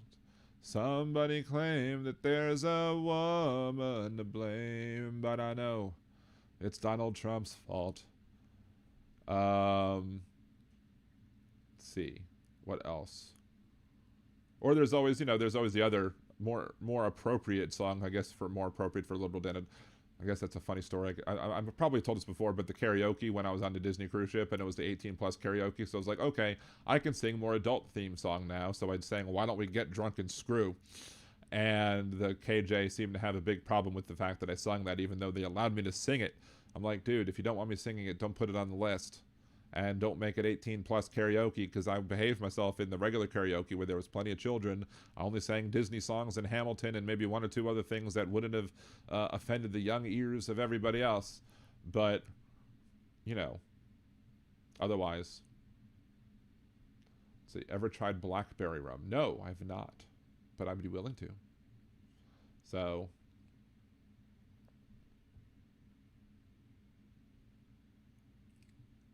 we need a Liberal Dan parody song. We do have a Liberal Dan parody song playlist. It is on the liberaldanradio.com. You go to parodies and you find all the parodies that I made. Or original music by Liberal Dan or something like that. There's one I think that's specifically just the political ones. There's one that also includes all the Tom Lehrer stuff. It's all there on liberaldanradio.com. Just gotta check it out. Share the songs. So Rox, so you are a freak. Wait, what made Roxanne a freak? Oh, can't do the weed. Oh, is that why she's a freak?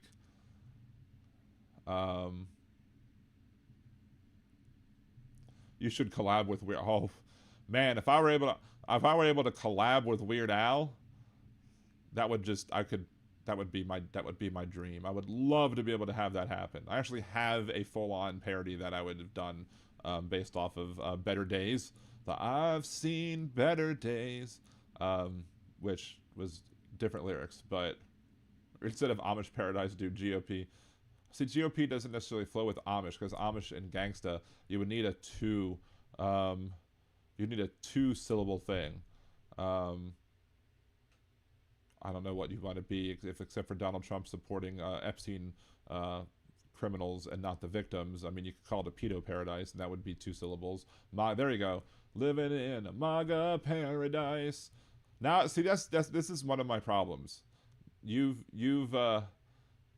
now have me wanting to create a song, and now I will have to go in and write a song. Although I could always just throw it in AI, make me a parody, MAGA Paradise, and then I'll have to edit it heavily because sometimes sometimes the rhymes that it writes or the songs that it writes slap, like the Baby Incubator song, and sometimes they just don't.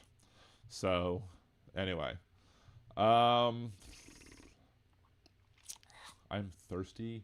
It is hot in this room because they didn't turn down the air enough, because this is the hottest room in the house, and I don't know if you could tell that I'm sweating or not or whatever.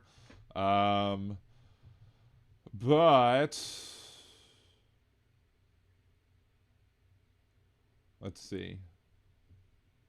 I had to sing karaoke at my wife's birthday, so I did Tequila by the Champs. Classic trolling job for karaoke. The only reason I've not done that is because I always feel like for somebody who enjoys doing karaoke and enjoys performing karaoke, I feel like I'm wasting my slot if I'm just doing Tequila, because I only get one word or one word several times. So, but still.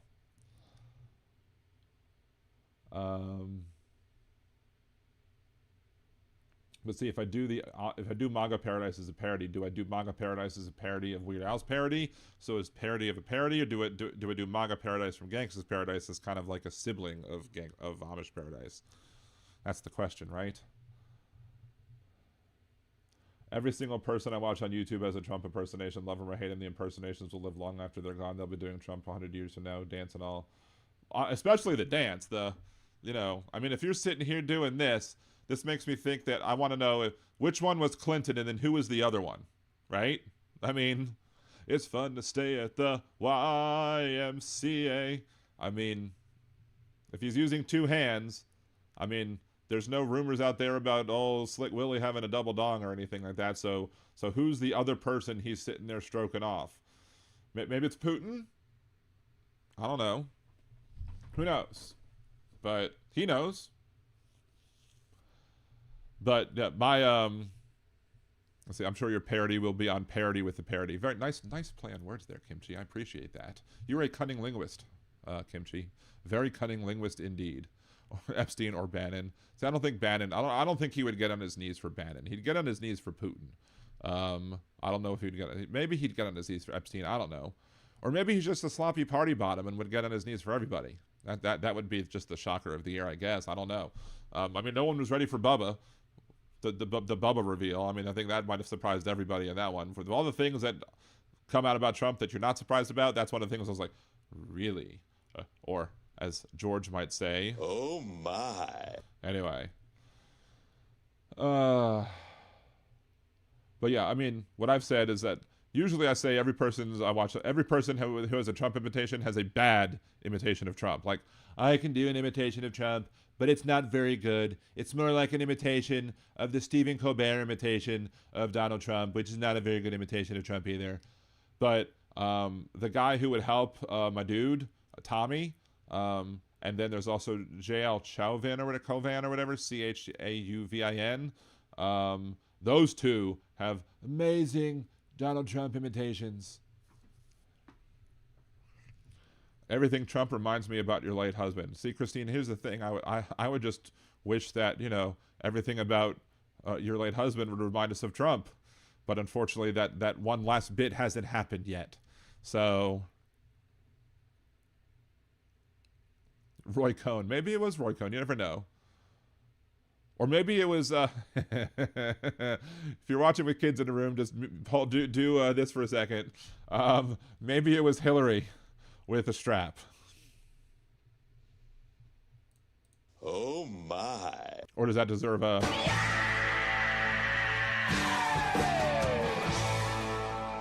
I don't know. Jaden does an amazing question and answer as Trump. No, again, they're the same. There are people who do spot-on imitations of Trump. I haven't quite got it to the point where I'm doing a good Trump. It's still a crappy version of Trump, but it's still Trump. So, as he says, it is what it is. So, but I am sorry about your PTSD. So, Shane Gillis is the best. I know there's the one guy who does the really, really, really, really good. He does a good Jeff Goldblum, and he does a good, what's her face? She lives here now, too. Stifler's mom. Whatever her name is. Can't believe I can't remember her name. But he people say he does a good Obama. It's an okay Obama. I mean, I can't do Obama. So I can only do Bill Clinton. And I would not want Donald Trump to be down there playing with my Slick Willie, if you know what I mean. But I don't do Obama. Except I'll sometimes it'd be like that's what I do. But that's the only thing I do from him. So you got to watch Kill Tony with Trump and Biden dress up funny. Those ones are right. Jennifer Coolidge. Yes, thank you, Easy. Jennifer Coolidge. I would love to just see her walking around New Orleans one day. I'd be like, oh my God, it's Jennifer Coolidge. You're awesome. So, see, both shooters. Here we go. Some facts about more of what's going on. But 2 times ISIS flags, 2 times IEDs found in shooter's car. Both shooters traveled to Philippines last month for military training. Our intelligence agency has failed us. So yeah. So it's unfortunate that we have to deal with that bullshit. And here's the thing. Here's one of the main things that people really need to understand, and people, you know, I posted this earlier as soon as I saw somebody else post a similar thing. The hero of the day, who we shall not go without talking about, is Ahmed al Ahmed, who is a 43-year-old owner of a fruit shop, father of 2, 6 years old and 3 years old. And he decided that when he saw what was going on, that he needed to act, that he needed to step out. He didn't have any weapons on him, but he still approached and disarmed one of the assailants, and then was shot by one of the other ones, but is expected to survive, and really is an example of a hero that we both need, and hopefully I'd like to say that we deserve, but this is the type of heroic action. We need more. We need 1 million more Ahmed al Ahmeds and much fewer Trumps and Kirks and all these other bigoted assholes who want to blame all of Islam for the actions of a few. Well, if they can blame all of Islam for the actions of a few, why can't I praise all of Islam for the actions of this person?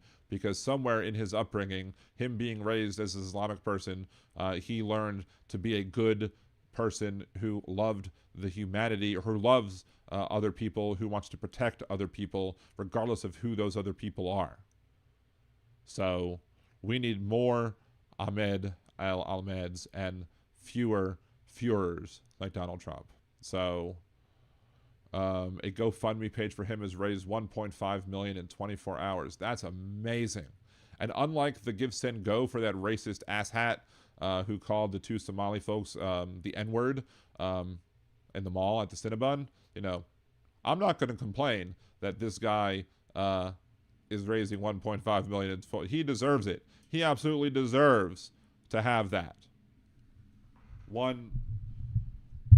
here's the thing. He would, let's say he decided that he didn't feel safe in Australia anymore because of, let's say that cell was still there. So let's say he wanted to flee to a country where he might, you know, potentially should have the ability to feel more safe. Let's say he wanted to come to America with all that, you know, newfound GoFundMe savings. He could move himself and his family if he wanted to over here. And then Donald Trump would find a reason 6 months later to deport him because he's a Muslim.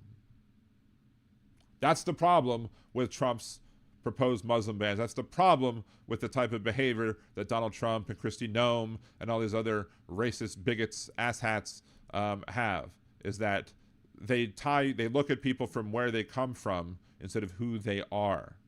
And they judge them for who they are based off of where they come from. I mean, the fact that Donald Trump wants to get rid of all Somalis from this country, that just proves that he is pulling from Adolf Hitler's playbook. And I'm sorry if you can't see it at this point, but he is embracing the xenophobia, the bigotry, the hatred of others, the same way that Adolf Hitler did. He's following the playbook to a T. And I used to say we're in 1933 Germany. I think we're more close to 1934, 1935 Germany at this point. We can't let that progress any further. So, yep, exactly, Easy E. We talked about that earlier on a previous show as well. How they were people in Boston. They were going to get sworn in, and they yanked them out of line and said, "Sorry, you can't." There was, let me bring up that video because that one is amazing. Let me turn this up for a second. Open up TikTok because I only saw it on TikTok. So we're gonna have to, let's see. We want to log in. Maybe we don't want to have it on his. I don't know what happened to the thing. Skip. Come on. Log in.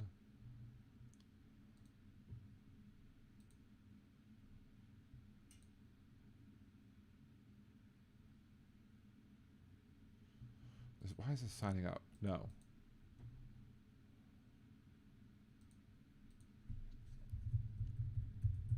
I did want to talk about this, and I completely forgot to talk about this. Completely forgot to bring it up. Wait, what do I need to do now? Drag the slider to... Oh, okay, there we go.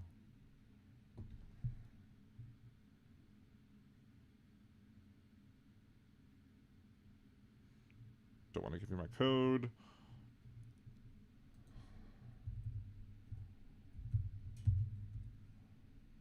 So Christina told Trump her office most people didn't know that his base existed. Why is it still showing login? Well, we want to search. Let's do that. See videos that we've seen. Why am I not logged in?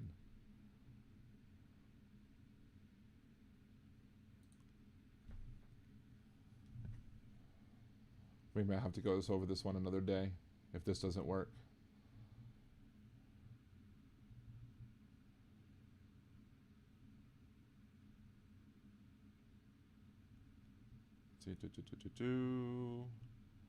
Come on. Put Trump as Twilight Zone and black man in 1930s Germany. Worse than that. Definitely want it worse than that for him, right?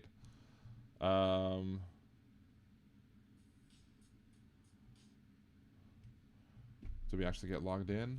Doesn't look like it. Looks like it's still asking us to log in. What the hell? No.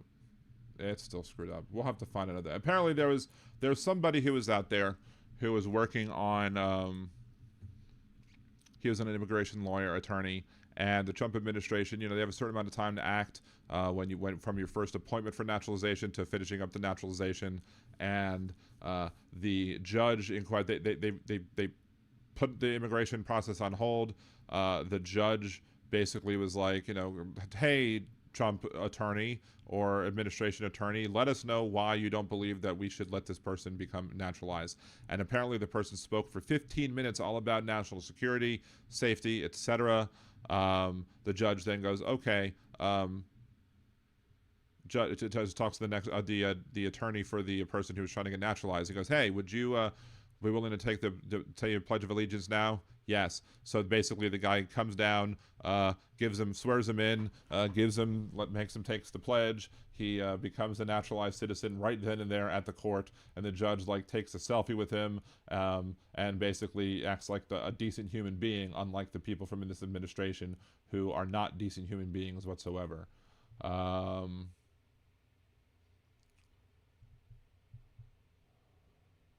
Let's see some of the other things in the chat. I don't think we're opening up the phone lines today because I'm probably going to end the show soon anyway, or rather relatively sooner.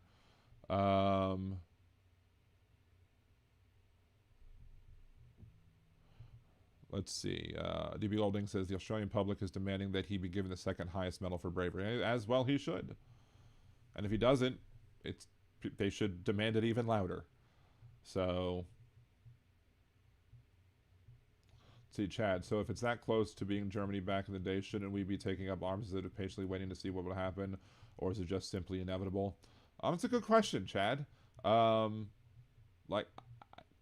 it's kind of the responsibility, I think, at this point of elected officials to speak up and for the military to take action. I don't know what us as citizens can do at this point. You know, I don't know what we would be able to do. We would need to have people, but more people need to wake up to it. People need to realize this is the main problem. This is one of the things I was talking about, you know, where maybe we should have referred to them as Hydra instead of Nazis, even though it's the same rhetorical point. Maybe they'd be less angry about it.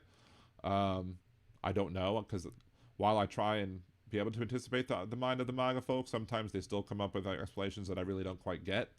But like, it's gonna have to come. There's gonna have to be a time where enough people who are conservative are gonna have to look, and people who are still supporting Trump are gonna have to sit there and say, you know what, this is enough. I am tired of it. This is not what I voted for, and I'm not going to support like these people are gonna have to say, we are gonna vote the Democrats in unless you take action and remove Trump from office. I think that's what you're going to have to see. You're going to have to see people being, look, I'm a Republican, I'm a conservative, but I'm not MAGA. I oppose what Donald Trump is doing. I oppose the treatment of the individuals who are being detained. I oppose the fact that he said he was going after the worst of the worst, the so-called bad hombres, but instead he's going after people who are just working on lawns. Now, there are some people for whom that's what they want. They want to see everybody deported, but those are the people who are the racists and the bigots, etc. So I'm never going to appeal to the racists and bigots. Like, that's never going to happen unless they take some MDMA, because apparently taking MDMA can change somebody from being racist and not being a racist. I don't quite know the brain science behind it or the chemistry behind it or however that works. There's apparently at least one person that took MDMA and then immediately stopped being a bigot. So maybe that's the solution. Maybe that's the actual final solution for bigots, is to take a little drop of MDMA and then you won't be a bigot anymore, supposedly. Maybe have a trial or something. I don't know. Easy E, I consider Trump an American Nazi. Honestly, I think most conservatives get tired of the rhetoric but are afraid to say anything for fear of being killed. That's the thing. The politicians won't say anything because they know behind closed doors how toxic Trump is, but they know that there's enough people within the Republican Party who are going to reject them. Just potentially another opportunity for them to support maybe a third party people and say, okay, let's vote for another party and kick the MAGA people to the curb. But so let's see, Christine, when people grow a spine and stand up, then it'll end. The closest that Gary ever gave me a compliment was when I have a backbone. I was the only one who ever stood up to him. Well, I'm glad you were able to stand up to him. And I'm glad he no longer is able to stand up to you anymore either. So let's see. I do agree that not everything Trump is doing is right, but I'm also not in the camp that sees blatant hatred for the people that the left sees from Trump. I just see his hate for people that what? That hate him. But no, that's the thing. Like, Donald Trump made hateful comments about Jews. Donald Trump doesn't know who I am, but he said things that are anti-Semitic. So therefore, I'm going to hate him because I hate anti-Semites. And when you tell a conference of Jews who are having a conference on anti-Semitism that if he was to lose the next election, that it would be the Jews to blame, then guess what? That's him being anti-Semitic. When he says he wants all Somalis gone, that's him being a bigot, xenophobe. Hell, even racist. People are like, how is it racist? It's not, he didn't say black people, he said Somalis. Well, what do you think Somali people are made up of? He's basically telling all Somalis to go back to Africa. He hasn't said the words, go back to Africa, but when he says he wants all the Somalis gone, what the racists hear as that dog whistle is, go back to Africa. That's what he's hearing. So I don't know how you can look at it in any other way. So... Josh, his most ardent supporters will eventually turn on him. Maybe, hopefully. But Christine, like he ever could. Right, but he really can't now, right? And that's the point. That's the joke. That he no longer is able to stand up to anybody.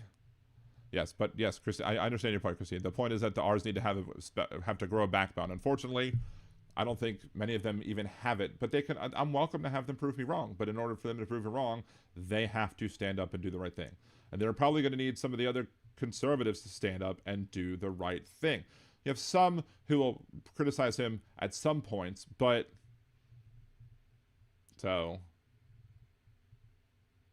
see, that's the thing, Aquatic. That's the thing, Chad. That's what you're saying to you, but you're not Jewish. You don't have the lived life experience to understand when people say certain things, what they mean, and how it's taken. Like, you as somebody who's not Jewish should be listening to people who are Jewish who say this is wrong. Now, I'm guaranteeing you there will be some Jews who say, "Oh, I don't see any problem with that," but the consensus would be, the general consensus, that if you're blaming all Jews for how Jews vote for losing an election, when Jews make up a very small minority of this country, and it's probably and probably have very little to do with his electoral wins or losses, like that is anti-Semitism. And I don't understand how people can't look at it and see that it's not anti-Semitic. But I'm urging you that when people talk about the bigotry that they face, that if you're not part of the group that faces that same bigotry, you just need to listen to us and let us and understand why we're saying what we were saying. I mean, and look, I mean, I don't mean to toot my own horn. I have before, but you know, this is not. I'm not trying to do a huge appeal to authority, but I will at least say that I've taken college level courses on how to spot anti-Semitism beyond the overt, you know, calling somebody the K word, calling somebody a dirty whatever, you know, flying swastikas and shouting the Jews will not replace us down the streets of Charlottesville. Like, those are things that should be easy to understand and should be easy to see. But it's the other things that they say and they do. The other dog whistles, like the 1488, those types of things. And the other, like him having the executive order numbered 14188. That wasn't a coincidence. That was anti-Semitism. All I'm asking you to do is listen to us when we tell you that these things are wrong, and then try and say, look, if he really didn't mean it that way, and if he really was a good person, if Donald Trump really was a good person, he would listen to somebody's criticism when they say, look, this is why what you said is wrong. He would say, I didn't realize that. I apologize. I will try and do better. And he would try and set the example for the rest of the people so that they might follow in his footsteps. But he's not a good person, because when he was confronted on the use of, look, I'm mad at Biden for saying Shylock just about as mad as I'm as mad for Trump for saying Shylock, because calling bankers Shylocks is another anti-Semitic phrase, another way to dig into the whole Jews are greedy with money, yada yada yada. So when Biden was confronted with his use of the word Shylock, he did make sort of a, hey, this is how we used to talk, but then he apologized for saying it and then would try to do better. I don't know if there's an example of him saying Shylock after that particular time when he was called out on it. When Trump was called out on using the term Shylock to refer to corrupt bankers, he said, well, that's just the way I talk, and didn't want to make any apologies, didn't want to make any effort to try and change his ways. Because to him, as long as he says it, it's perfectly kosher, it's perfectly cool, it's perfectly fine, and nobody should be forcing him to say anything different. That's the difference between good people and shit people. Shitty people, or one of the many differences I would say between good people and shitty people. Good people will say something bad, will make a mistake, and will apologize for it, and then try and do better.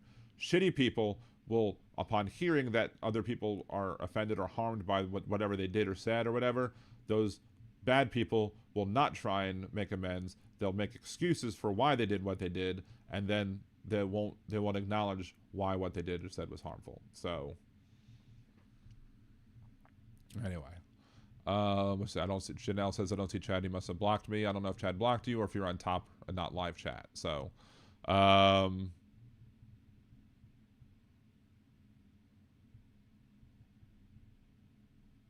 yeah, Chad. Yeah, because YouTube has decided to make us use our username instead of making us use, our actual written names or our display names. We now have to see Aquatic instead of seeing Chad. So Dan, have you learned from your sons what the big deal is with 6'7"? Have I learned about what my deal is with 6'7"? Yes, I have learned about 6'7", and I've used it to. I'm not still exactly sure what the big deal is or why it's such a big deal. why they insist on making a huge deal about the whole 6-7 thing, but I will absolutely use it. You know, I will absolutely drive my kids crazy with it because my oldest son hates it. He absolutely cannot stand the whole 6-7 thing. When Fortnite went from season 6 to season 7, the transition from 6 to 7 like had the 6 on the screen and then had the 7 on the screen, and then like the 6 appeared and then the 7 appeared and then the 6 went away, and I could hear him from downstairs like, oh, like he was just totally annoyed about the fact that he did the 6. He might find the 6-7 more stupid than I do. Of course, one of the funnier videos about the whole 6-7 thing was somebody was like, you know, kids today, or there's two of them that I saw. Like this one person was turning up his heat in his car, and he got up to 65, 66, 67, and he's like, oh, 6-7, 6-7, these kids today are so stupid. And then he moves it up 2 more. It's like 69, 69. That's funny. And then the other one that I saw was kids these days are like, oh, 6-7, 6-7. But then kids our age, we would be like, I'm Cornholio, I need TP for my buckle. Like that sort of thing. So we all have had our stupid things, I suppose. But apparently Henry's teacher recognized what I did in our parent-teacher meeting, because Henry was doing fine in school or whatever. There really wasn't really much to talk about, but we were talking about some of the issues that we were having. But I was like, yeah, maybe when Henry was in like, you know, maybe 6th or 7th grade, or maybe, you know, it was, you know, he was, you know, whatever. I was basically trying to put in 6 or 7, whatever. Oh, it might have been 6 or 7 times when it happened or whatever. And I kept looking back at him, and he kept on like trying to not laugh. And I was trying to make him crack in the middle of the thing because, you know, I'm not serious or whatever. 67 is not necessarily, no, it's not a Fortnite thing. Fortnite just used it because everybody else was doing the whole 6-7 thing as well. So, so it's not specifically a Fortnite thing.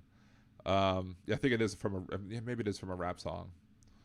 I guess we can go look it back up again.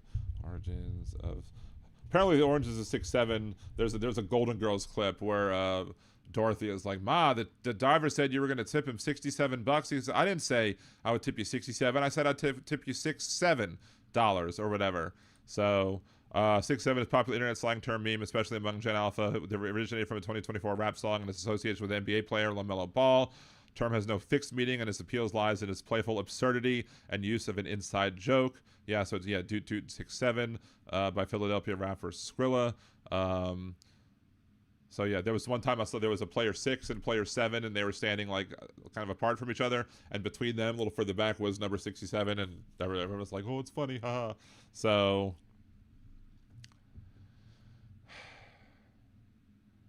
I remember when the rodeo song was the big secret. Yeah, lots of things were there. Lots of things, you know, go through the zeitgeist. Yeah, Michael. Wait, oops, 789. But why was 10 afraid? Because it was in between 9/11.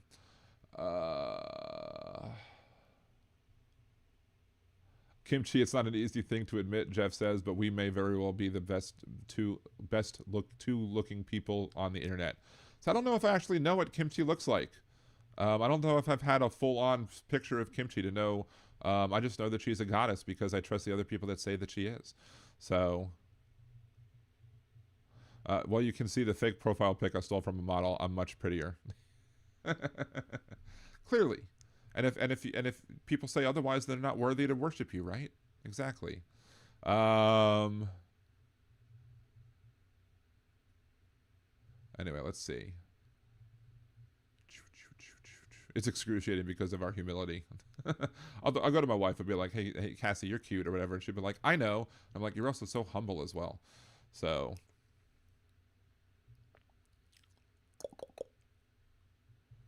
Anyway. Let's see. Chad goes, I understand where you're coming from, Dan, but there's also a lot of Jews, I'm guessing you said Jews or whatever, that agree with my position, and he's the most popular politician, and he can't be polled in Israel right now, to be fair. I mean, but again, Israel doesn't speak for all Jews, and there are maybe, just because you could point to a few maybe here in America that support him, there were Jews that supported Adolf Hitler too. There were some Jews that thought that, you know, Adolf Hitler, when he was just using rhetoric to try and win, and that they wouldn't be in any danger. They didn't think that it was a really big threat. Blah blah blah blah blah blah. Let the rinse repeat, and then the Jews die. So Wait, Kimchi says I will be blessed beyond measure? Oh my. Okay. That's it.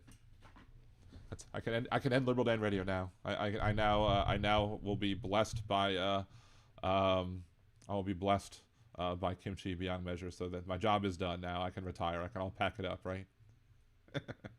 So Aaron goes, I'm pretty attractive. Aaron is I have also very attractive mods as well. Aaron and Jolie are also both attractive too. So there you go. But that's not why I hired them. Not that they're hired because they're doing it for free, because they're wonderful people. But you know, that's why I trust them with the mod powers, is not because of their attractiveness, but because of the fact that they're awesome people who support the show and who are very wise beyond their years and very intelligent and great people, the best people. No one has better mods. And you know, Jolie likes turtles. I like turtles. So. Wait, never mind. His stepfather was not whose stepfather. I missed that. I don't know. Spicy, not even old, but not buried yet. There you go. Turtle. Anywho. I think we probably are going to, you know, end of the show. I think we've talked about the stuff I wanted to talk about today.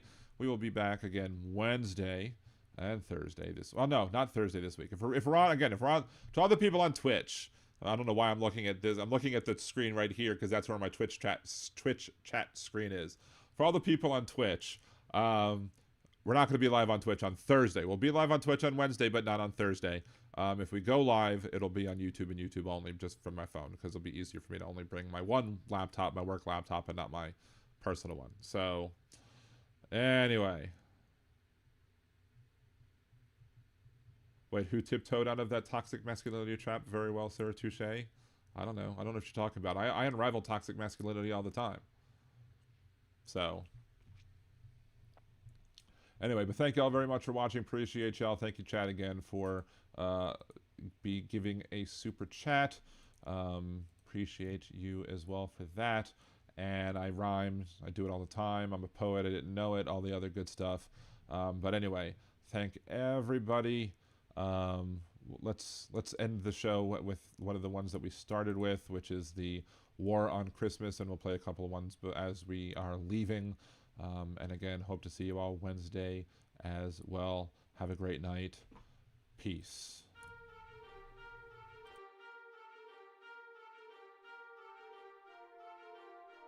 'Twas the night before Christmas when all through the land Fox News warned its viewers of a dastardly plan.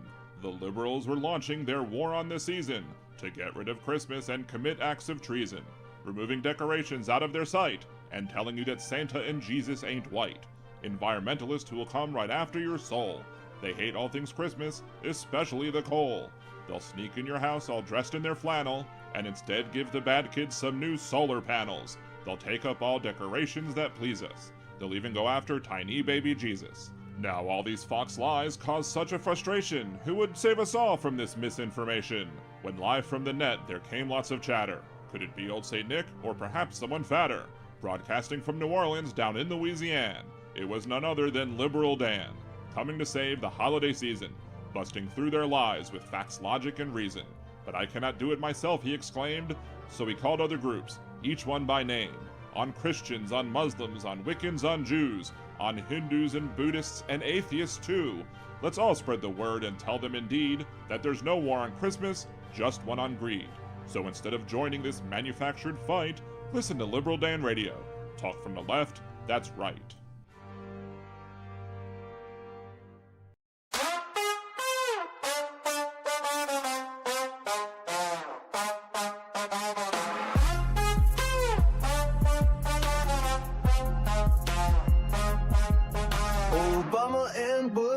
Pictures got hidden, obscuring the past, history rewritten, hung in a hallway where no tour can see, confirming his unending fragility. If Trump can't see it, you must not exist. That also includes the Epstein list, object permanence, a milestone missed. If Trump can't see it, he must not exist. Stop the test. protesting was the line that he said. Hundreds of thousands needlessly dead. Now HHS is run by brainworm quack, hiding the truth behind his back. If Trump can't see it, it must not exist. That also includes the Epstein list, an administration run by narcissists. If Trump can't see it, it must not exist.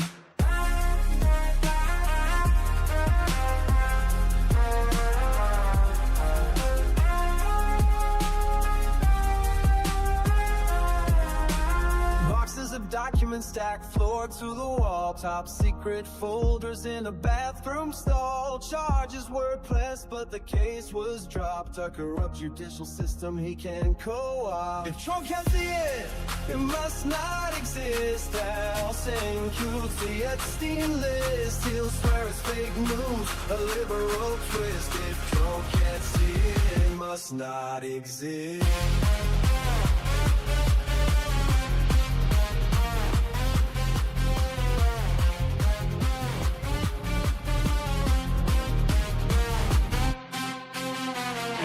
Downtown tents lining the street. Invisible people that power won't beat. Hide them away so the cameras can't find it. Proof of a system that's cold and unkind. A payout in secret, an NDA sign, an illegal bribe. Michael Cohen fine. Trump got fined too over his gag order, but she didn't gag cause he was much shorter. It must not exist. That also includes the Epstein list. We can't let him win, we must resist. If Trump can't see it, it must not exist.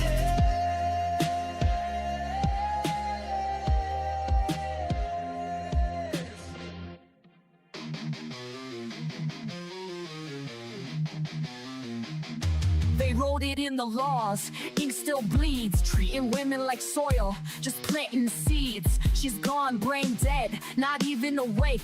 But the state's got a claim, gonna plant its stake. Say it's God's will, say it's life they protect. But they ain't the ones feeling pain or neglect. From Texas to Georgia, they set the trap. Rights roll back while they smile and clap. Gilead's here, this is true. Hey MAGA fools, they'll come for you too. So I'm gonna jet, see you later. I'm not gonna be a baby incubator.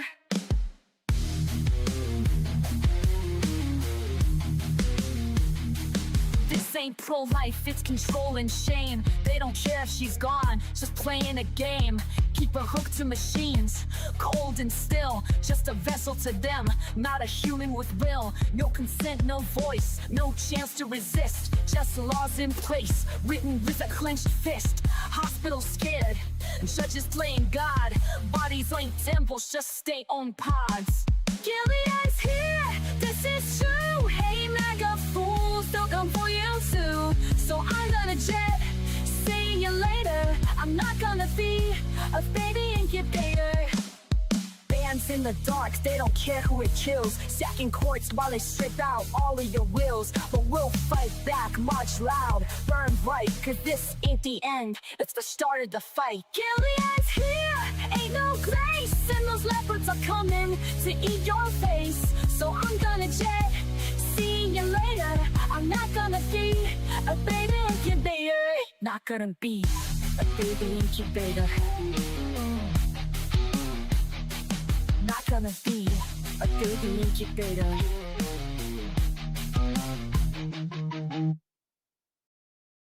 This just in. A sudden spike in logic levels across the city. Citizens report seeing a man with glasses and a podcast mic. We go now live to Liberal Dan.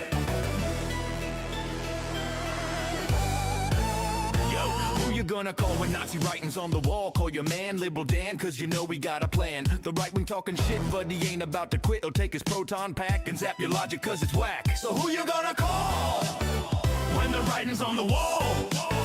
Call your man Liberal Dan, and the rhetoric will fall. It's being reported that Liberal Dan is setting up what appears to be some sort of straw man containment field. calling out your lies with this Michael vaporize. Cross the streams in your dreams, bitch, you know that he's too wise. You're like Slimer talking crap, but you walked into his trap. Yo, it's more than entertainment, it's misinformation contained. So who you gonna call? When the writing's on the wall? Call your man Liberal Dan, and the rhetoric will fall. The Statue Liberty, the writing you can see. So bring the huddled masses, it's a war of the classes. While Trump may think he's Vigo, Dan can cut through that ego. He's got the facts to prove him wrong, got that logic like Egon. Your logic is a ghost, cause you know this chick is toast. When you follow MTG, it's conspiracy, you'll see. There's no need to taser, he's got wit like Occam's razor. Liberal Dan cuts those lies with his Jewish face laser. It's unbelievable. Liberal Dan just used the literal dog whistle to lure a large group of internet trolls into what is being called a self-collapsing rhetoric singularity.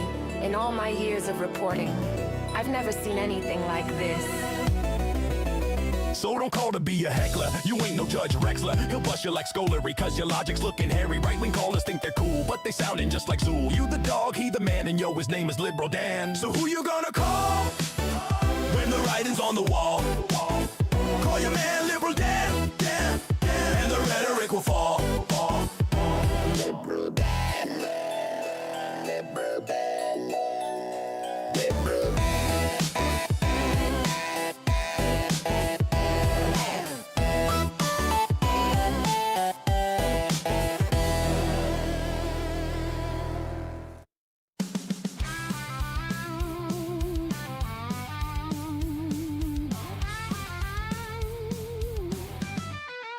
The creative director at WGSO had a little something he thought you should know.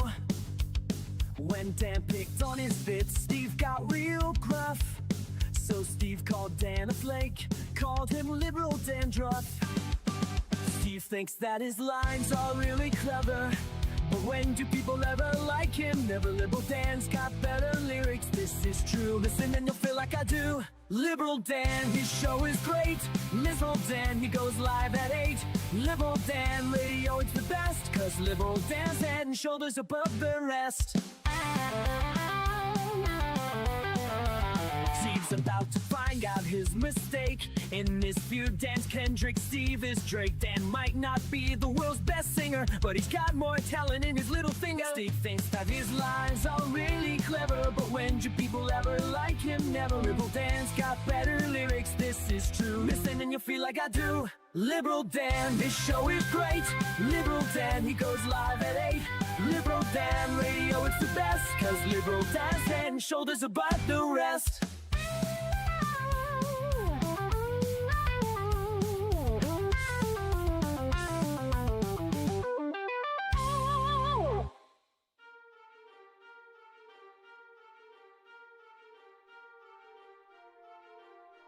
Twas the night before Christmas when all through the land Fox News warned its viewers of a dastardly plan.